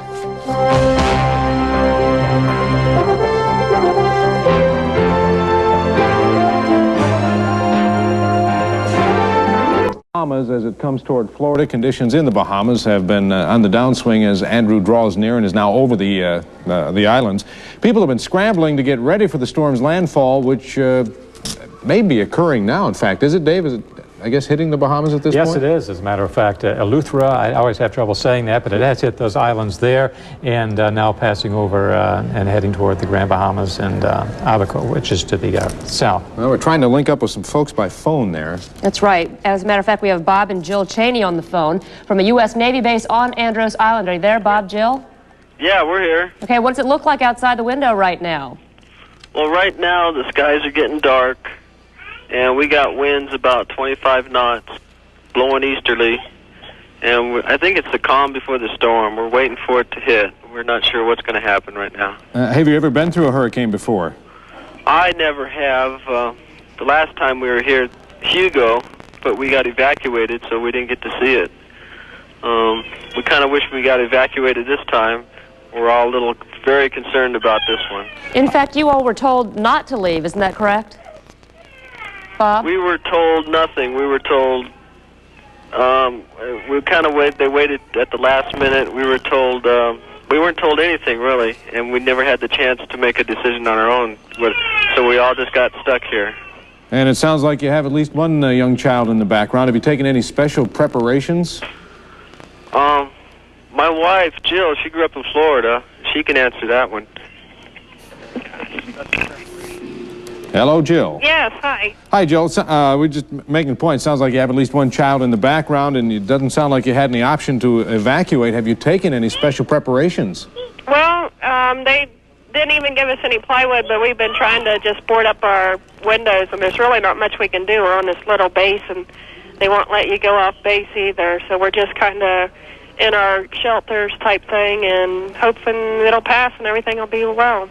Are you in a shelter, or are you in your own home, staying in inside rooms, that kind of thing? Yeah, it's just like they call it a concrete block housing, and it's better than, they have little trailers here that people live in, so everyone kind of doubles up and just be prepared for a storm coming. Doesn't sound like you're too terribly happy with the way the Navy's handled this. Oh, no, everyone here on the island, they're pretty well disillusioned right now with them. Because this one, he's a chief warrant officer, Anderson, here, and he gets on the thing and he says, the advisory board is making a big deal out of this hurricane than what it actually is, and we're really not going to get that much from it, he's saying. Well, for your sake, I hope he's right, and we'll try to check in with you later on tonight and wish you all the best luck in the world in the Bahamas. Okay, thanks very much, you guys. Okay, thank you very much. Lots of luck to them, that's for sure. Well, a lot of Florida residents have seen huge hurricanes in years past, unlike Bob. Their stories of danger, disaster, and survival are fascinating. Last year, we brought you an hour-long special on hurricanes. Tonight, we look back with this report from Dave McDaniel. In black and white, or in color, hurricanes are devastating. They're feared and their power ought to be respected. There are many deadly examples. Donna's nearly 200-mile-an-hour winds killed 50. Hugo killed 49 with winds nearing 140. Elena barely made hurricane strength, but still 4 people died and there was more than $1 billion in damage. Camille gusted to 175, killing nearly 300. Gilbert was the strongest hurricane ever recorded. It killed more than 300 people, most of them in Mexico, when it finally made landfall. Those scenes help us realize how devastating a hurricane can be, but seeing those pictures is nothing quite like living it. A couple years back, photographer Bob Murdoch and I watched while part of the roof of the building we were in was ripped off and blown away when Hugo came through Charleston. After being stuck in a back hallway for about half an hour, the storm calmed just a bit and they moved us to a safer building. Over 100-mile wind in gusts. Slim Galloway is another Central Florida man with first-hand hurricane experience. During Donna in 1960, Galloway was in his deputy sheriff's car evacuating people. A fallen tree brought down a power line on his car. And it hit across the front of my car, and sparks flew. Well, I just gunned it because I was insulated sitting in the car, and the tires on the street, and broke the line and just kept going, but it burnt the paint off the front of that car. These Donna aftermath pictures were kept by Orlando's city clerk. She spent the storm in the City Hall basement, but remembers what it looked like when she finally came out. It was like coming out of a bomb shelter. That with the lines down, the utilities, the trees, the streets overflowing, the lakes in downtown Orlando became one lake. We didn't have the separation of them and everything, so it was just like being in another world. Dave McDaniel, Florida's 2 News. Memories of days gone by. Hopefully we won't be remembering things like that here in Central Florida. When we do come back, we'll check in live with reporter Bob Keeling in the Fort Lauderdale area. And we'll show you what you should have on hand for a storm.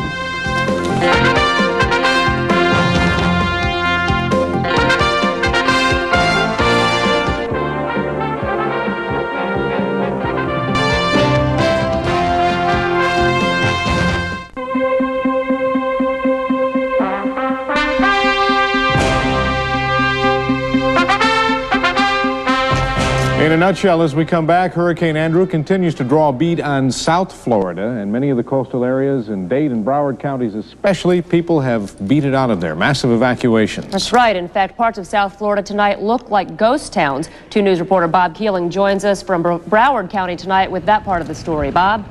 Well, right now it's not too bad as far as the conditions here on the beach. Within about the last half hour, we've had some wind squalls upwards of about 50 miles an hour. Had some pretty serious rain for a short time. But looking up and down the beach, you would never know that a hurricane is coming. You have families with children. You have couples out here with their cameras. You'd think it was the newest tourist attraction at Disney World. But coming down I-95, you could see that there were literally hundreds of thousands of people heading north out of Broward County, certainly taking the advice that this is a very dangerous storm and it's time to get out. All precautions to protect life and property, including evacuations ordered by emergency management officials, should be rushed to completion. Most people have taken that advice. Traffic along the evacuation route is virtually non-existent. Reinforced storefronts look like fortresses. The only activity in town is from those going out of town. You never know what's going to happen with one of these things. But we got to hope, right? The last few shopkeepers putting up taped X's, making their windows look like a tic-tac-toe game. I heard about it, but I don't know. I said, I wish. I've never been in a hurricane. It's the first year for me here. I-95 North has been bumper to bumper in many places. And like those who left earlier, those leaving tonight don't know what they'll have when they return. We live right crossing the street from the beach, so it's like, I don't know what to do. We don't know what to do. We're all crazy. By evening, an eerie calm had descended. Most places were closed. Each trip up the turnpike today is a free ride heading north. There's no ticket givers, no one here at the booths, just the trademark eerie X's of masking tape trying to protect the windows. Some have left messages for their frightening guest. Extremely dangerous Hurricane Andrew bearing down on southeast Florida. Hurricane warnings remain. And while the hurricane does appear to be bearing down, it doesn't seem to be affecting some of the people here on the beach. Most of the ones we've talked to say they're going to stick it out, and that's probably not a good thing to do, as you can well attest as you've been tracking the storm back there, that it appears like it's going to be a very dangerous one and a very long night for all of us here. Also, when we were coming down I-95, we also noticed some fairly moderately heavy traffic heading down south, so it appears there are a lot of other possible thrill seekers like this people. We just hope that they won't be regretting it a bit later. We'll have more just a bit later on. Back to you. All right, thank you, Bob. Under 50-mile-an-hour wind, you'll find quite a thrill in that, I would think. Pretty good surf ride with that, I'd think. Not the kind you want to mess with. No way. Mr. Marsh? Yes, the storm. I've been waiting for the update on the coordinates. They're not in yet from the Hurricane Center, but I do expect them before the broadcast is over. So we give you the latest numbers that we do have. And the last report, it was about 240 miles east of Miami, so I'm sure it's closer than that now. It's at latitude 25.4 north, longitude 76.5 west. Still moving west at 16 miles per hour. The winds holding at 150 miles per hour. And again, the rains are beginning to pick up, moving over the Bahamas, and by midnight tonight, tropical storm-force winds should be hitting the southeast coast of Florida or shortly thereafter. That means the wind speeds, sustained wind speeds, will exceed 39 miles per hour. And the strong winds of 150 miles per hour reach out about 30 miles from the center of the storm, so it's going to be tomorrow morning before those 150-mile-an-hour winds hit the southeast coast. Again, I'll be going back to check for those latest coordinates, and I hope they're in. They should be before the broadcast is over. Good. Okay. Thanks. Governor Childs has declared a state of emergency in Florida. You should know that, and he has triggered the National Guard and some mandatory evacuations, as we've been telling you. But officially, there is a state of emergency, which is very, very important in South Florida. And what do you need in cases like this? We'll tell you when we come back.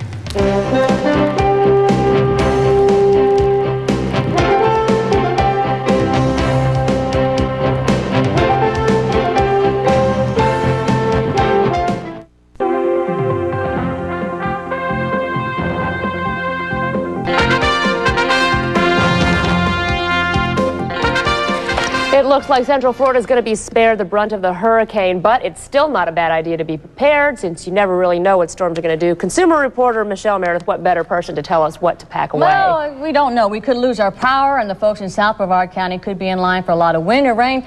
So listen up. I say first go to the garage and dust out your ice chest and fill it with ice so you can keep your perishables. And they say it's very handy to fill up your empty containers with ice or water. It's your choice. You need drinking water, and I had to go to 2 stores yesterday to get this. You need tape for your windows. You don't, if they happen to blow out or break, you don't want the glass flying all over the place.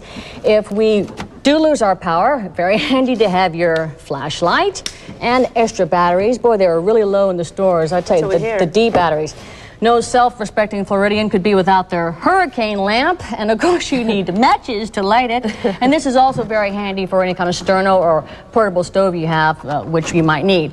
Now, if we do lose our power, your electric can opener will not work. You need a hand-operated can opener. And to keep track of the time, you know, dig this out of your travel kit, any kind of clock you have that winds up. You'll want to know what's going on, so get a portable radio. I dug my Walkman out of my little kit here. With AA batteries. With AA batteries.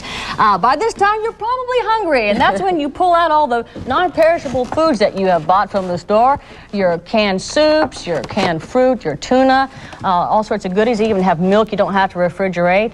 I already started eating this, and our crew started eating these cookies. We have hard times here at the Channel 2 studios. This probably, as we know, won't happen, but if we get into an evacuation mode, and obviously the folks in Miami who are visiting understand this quite well, they say it's good to bring your own knives and forks and your own cups, especially cups. They say at Red Cross they tend to run out of cups. They have something to serve you, but they don't have anything to serve you with. They also advise bringing magazines, toys, and games for the kids. I have everything back here. Pillows, a blanket, and also your own toiletries. This is my own personal stock here. Any kind of prescription medicine, aspirins for your headache, and ironically enough, some kind of ID, your driver's license. They like to know who they're dealing with. And I say, finally, in the end, if all else fails, go in your garage and dig out these high wading boots, the latest in hurricane fashion. Very fashionable. I say, if your feet are dry, then you will feel a lot better. And a friend of mine was going to throw these away, and I said, don't, because you might need them for a hurricane. There you go. What timing, what a head forward thinking. Well, I've been through 4, so. There you go. Thanks a lot, Michelle. Words of wisdom then. Steve? The feet is dry analogy is absolutely correct.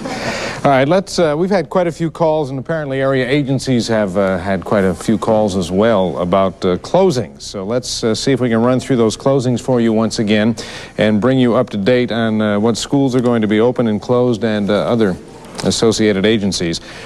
Now, the major schools, Marion County's public schools will be closed tomorrow. Grace Episcopal Private School also closed, as well as the St. John's Lutheran School and the Blessed Trinity Private School.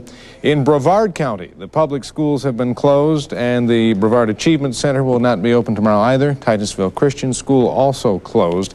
So Brevard and Marion, the major public school systems closed. The Ashwood Play School and Nursery will be closed as well. The Phillips Junior College, Melbourne Central Catholic, St. Mary's School, all on the closing list. And those are what we have up to the moment. Again, just stick with us. We'll have an updated closing list for you later tonight and on 2 News at 11 o'clock. But right now, the only major public school system slated for closing tomorrow, Marion and Brevard County. Everybody else, even though some of the schools are set up as shelters, planning to do business as usual. South Floridians tend to be hardy sorts, if not a bit foolhardy at times.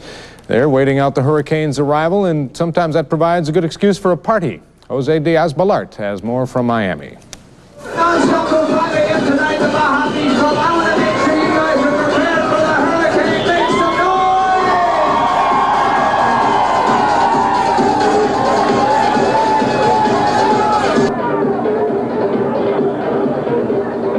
Not everybody is out looking for last-minute supplies. As a matter of fact, I'm with Jim Range here at Baja Beach. Jim, this place is packed. Absolutely. We're always packed.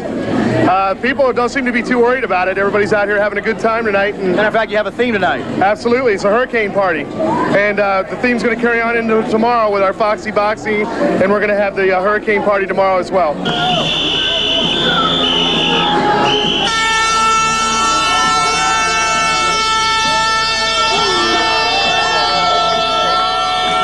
So you're telling me you're pretty upset about this hurricane, maybe more than other people, huh? Yeah, because I came down for my vacation. I'm only going to be here 9 days, and it's cutting into it. I'm trying to do as much party as I can before it gets here, because I may be stuck indoors for I don't know, God knows how long. And you're telling me you're going to stay with a friend now? Is he taking some precautions already? Yeah, he's starting to board up, buy food and candles and the whole works.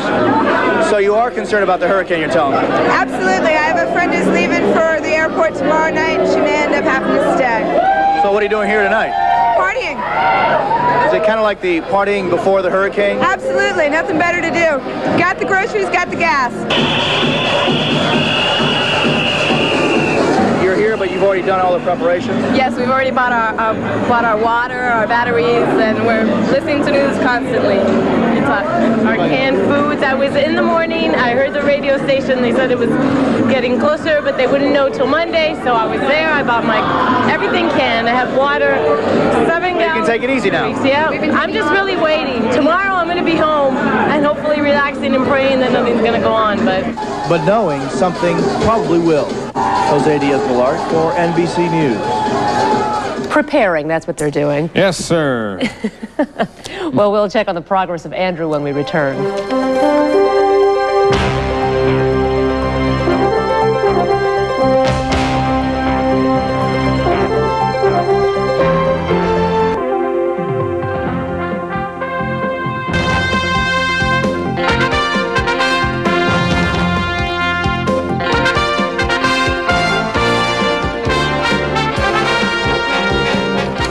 All right, before we wrap up this special broadcast, let's see if we can tie things together for you and put a cap on it. First of all, Dave has brand new information from the National Hurricane Center. Right, I've just heard from the center, and they sent up the new coordinates, and here they are. And there's no big major change here, just a slight one, no big break at all. The winds are now 145 miles per hour, but no surprise because it's starting to hit some of the islands.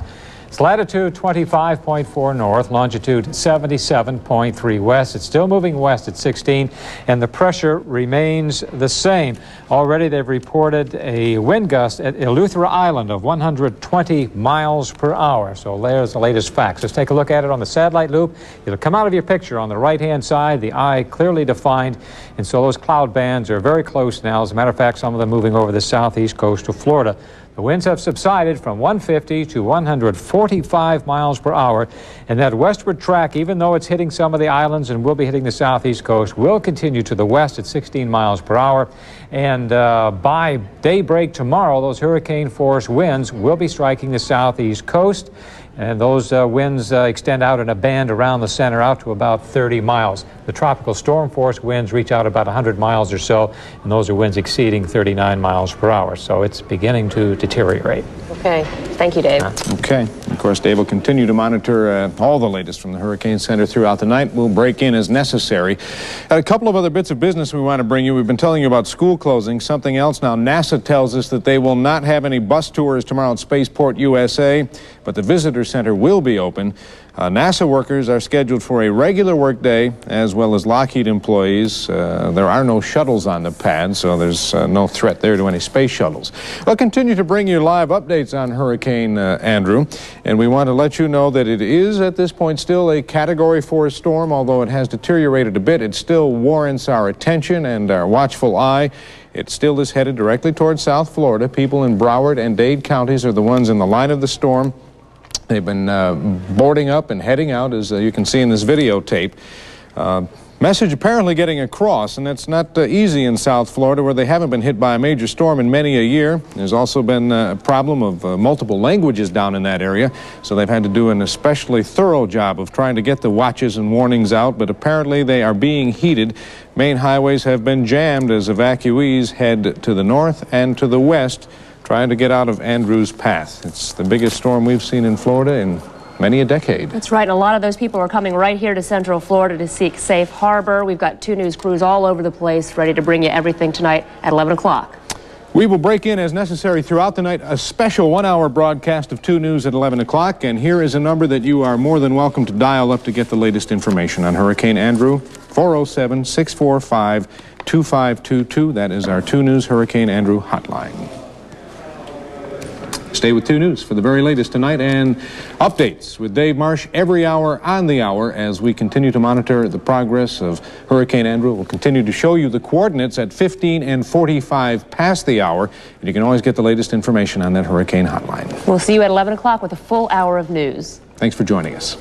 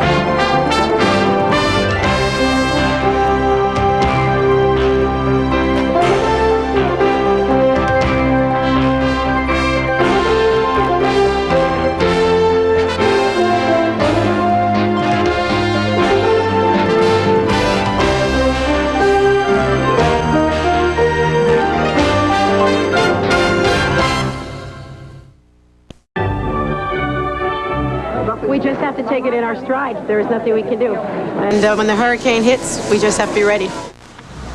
All of South Florida lies in wait for the most powerful hurricane to come that way in decades. Dozens of inland shelters in the Sunshine State take in some of the 1 million people ordered to flee Andrew's force.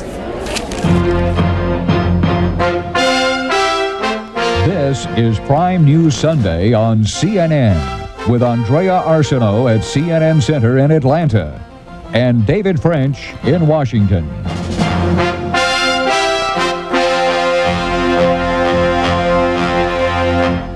Thanks for joining us. A state of emergency is gripping South Florida as Hurricane Andrew approaches. It's expected to be the worst storm to hit that area in decades. People are boarding up windows and storing their belongings for maximum safety along Florida's coastal areas.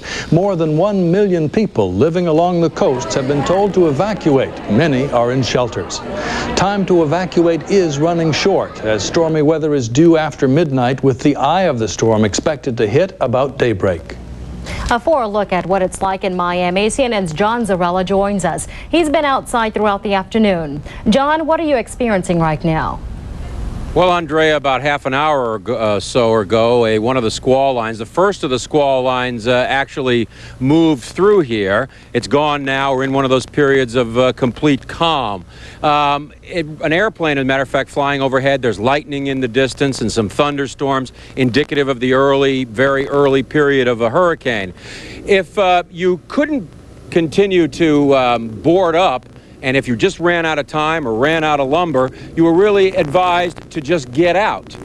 Many people began to take that advice. They went to shelters, but many of those shelters were completely full. It was very difficult and getting more difficult now. The roads are quiet here. People that did leave have probably already left and gone. It'll be too late before midnight arrives for them to get out.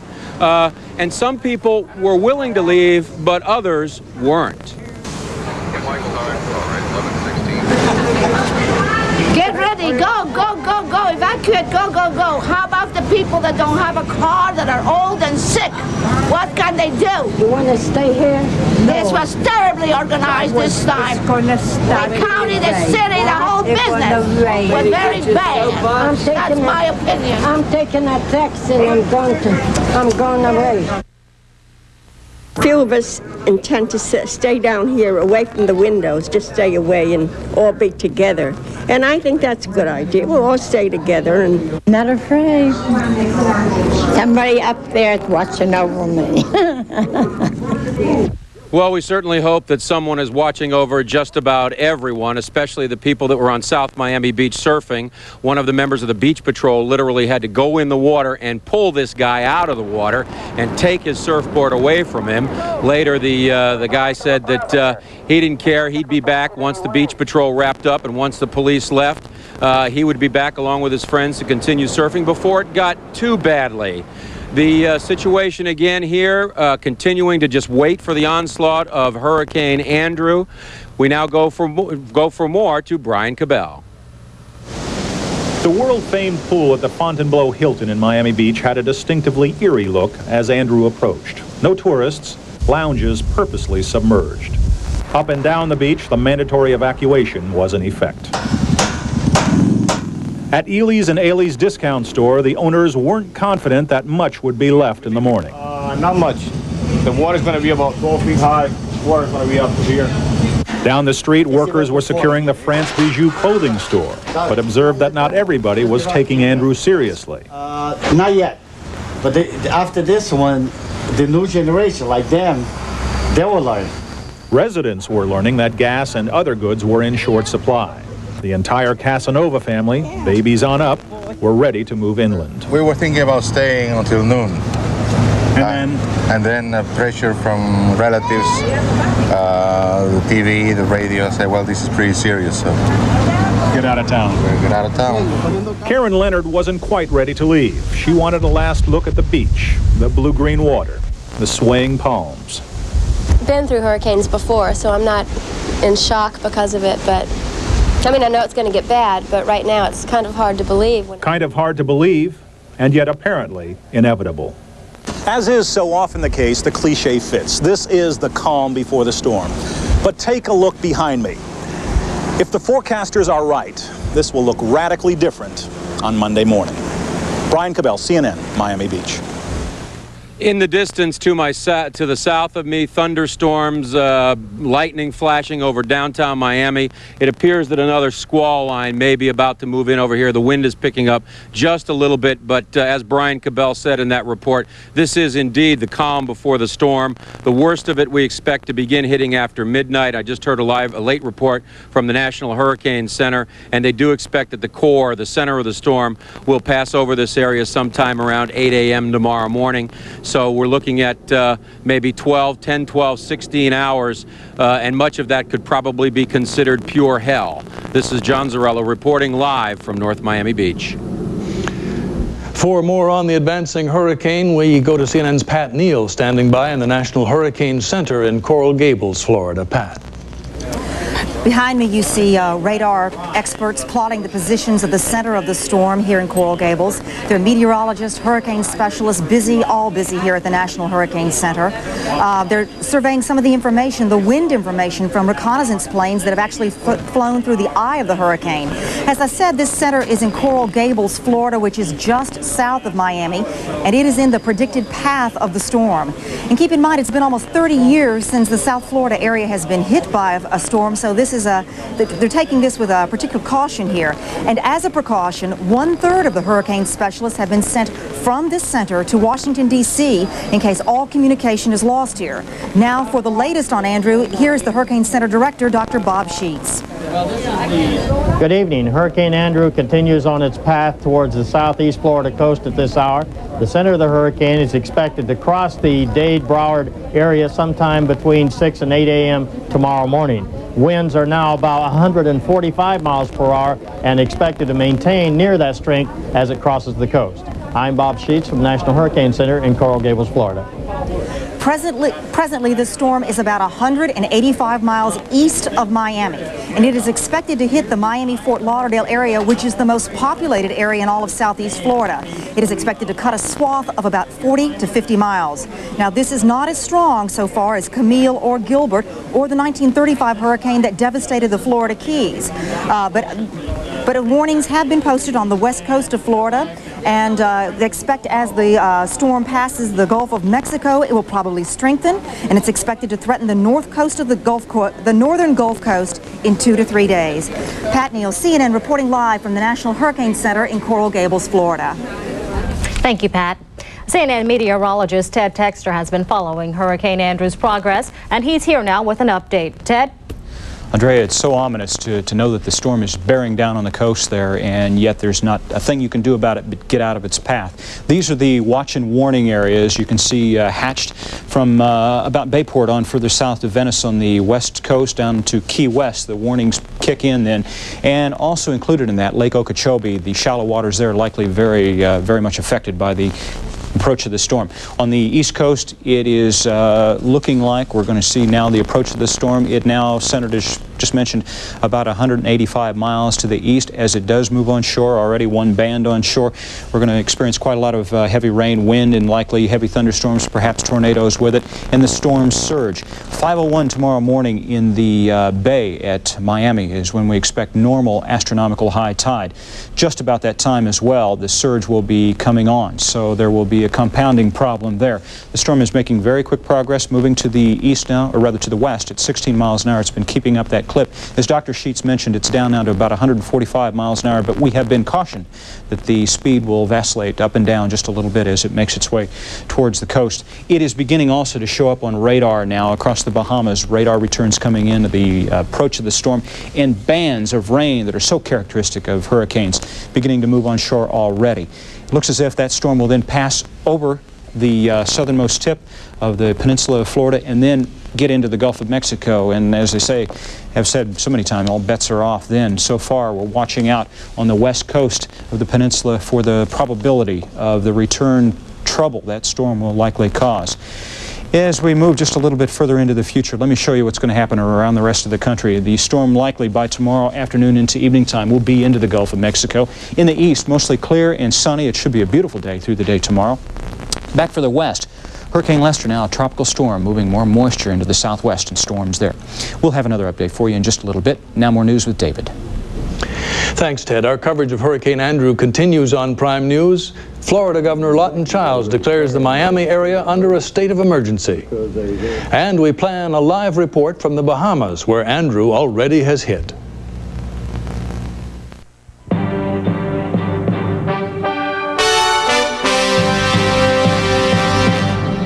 Florida officials are getting ready for Hurricane Andrew at the State Emergency Center in Tallahassee. Workers fielded scores of calls today from residents wanting to know what they should do.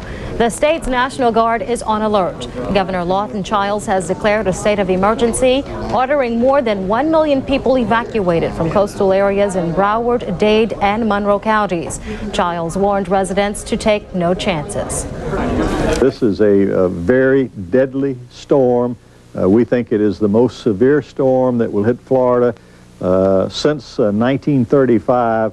We know that there will be untold property damages. We can do something about not having loss of life if you will follow the instructions in your local area. These plans have been years in the making to try to predict what will be the dangerous areas. With this kind of storm, you can say any plan you had, you need to follow it to the letter.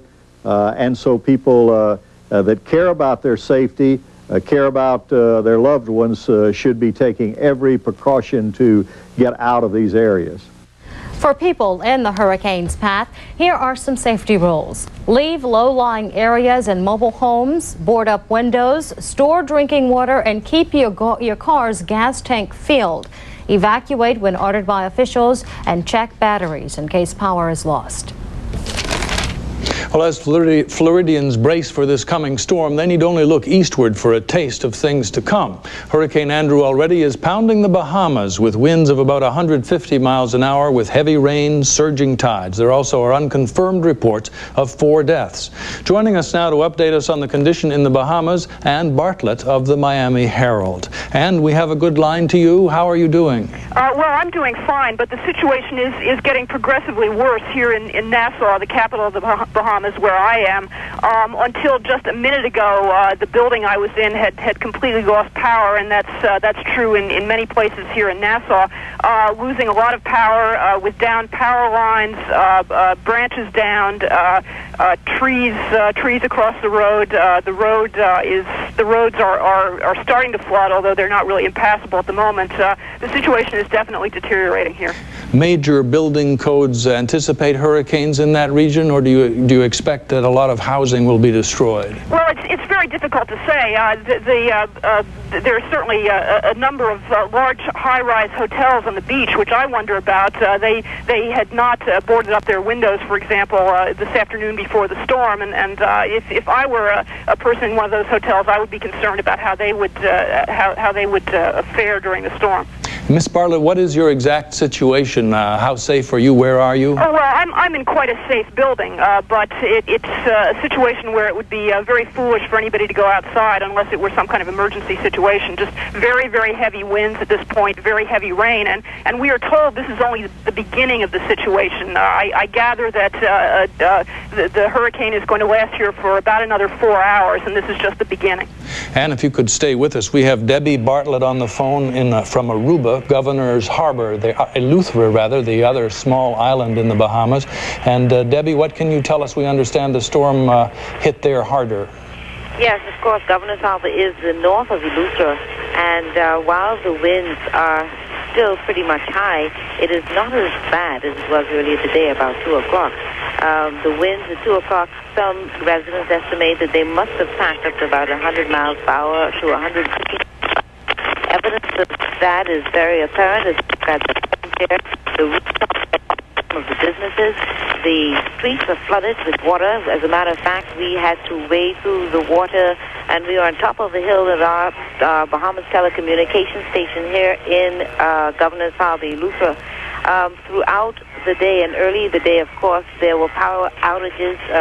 The Bahamas Electricity Corporation worked very vigorously and tried to keep the power on as much as possible, but of course there were power outages quite frequently, and now most of the island is still in the black. We understand that in an island just off Governor's Harbor that is called Cubit Key, there was some really tremendous damage. For example, one roof is blown off a wash house, and the house belonging to one of the residents there is completely damaged. A tree has fallen on a home in the house, on another house there, and of course some of the public buildings have also experienced tremendous damage. Again, roofs coming off.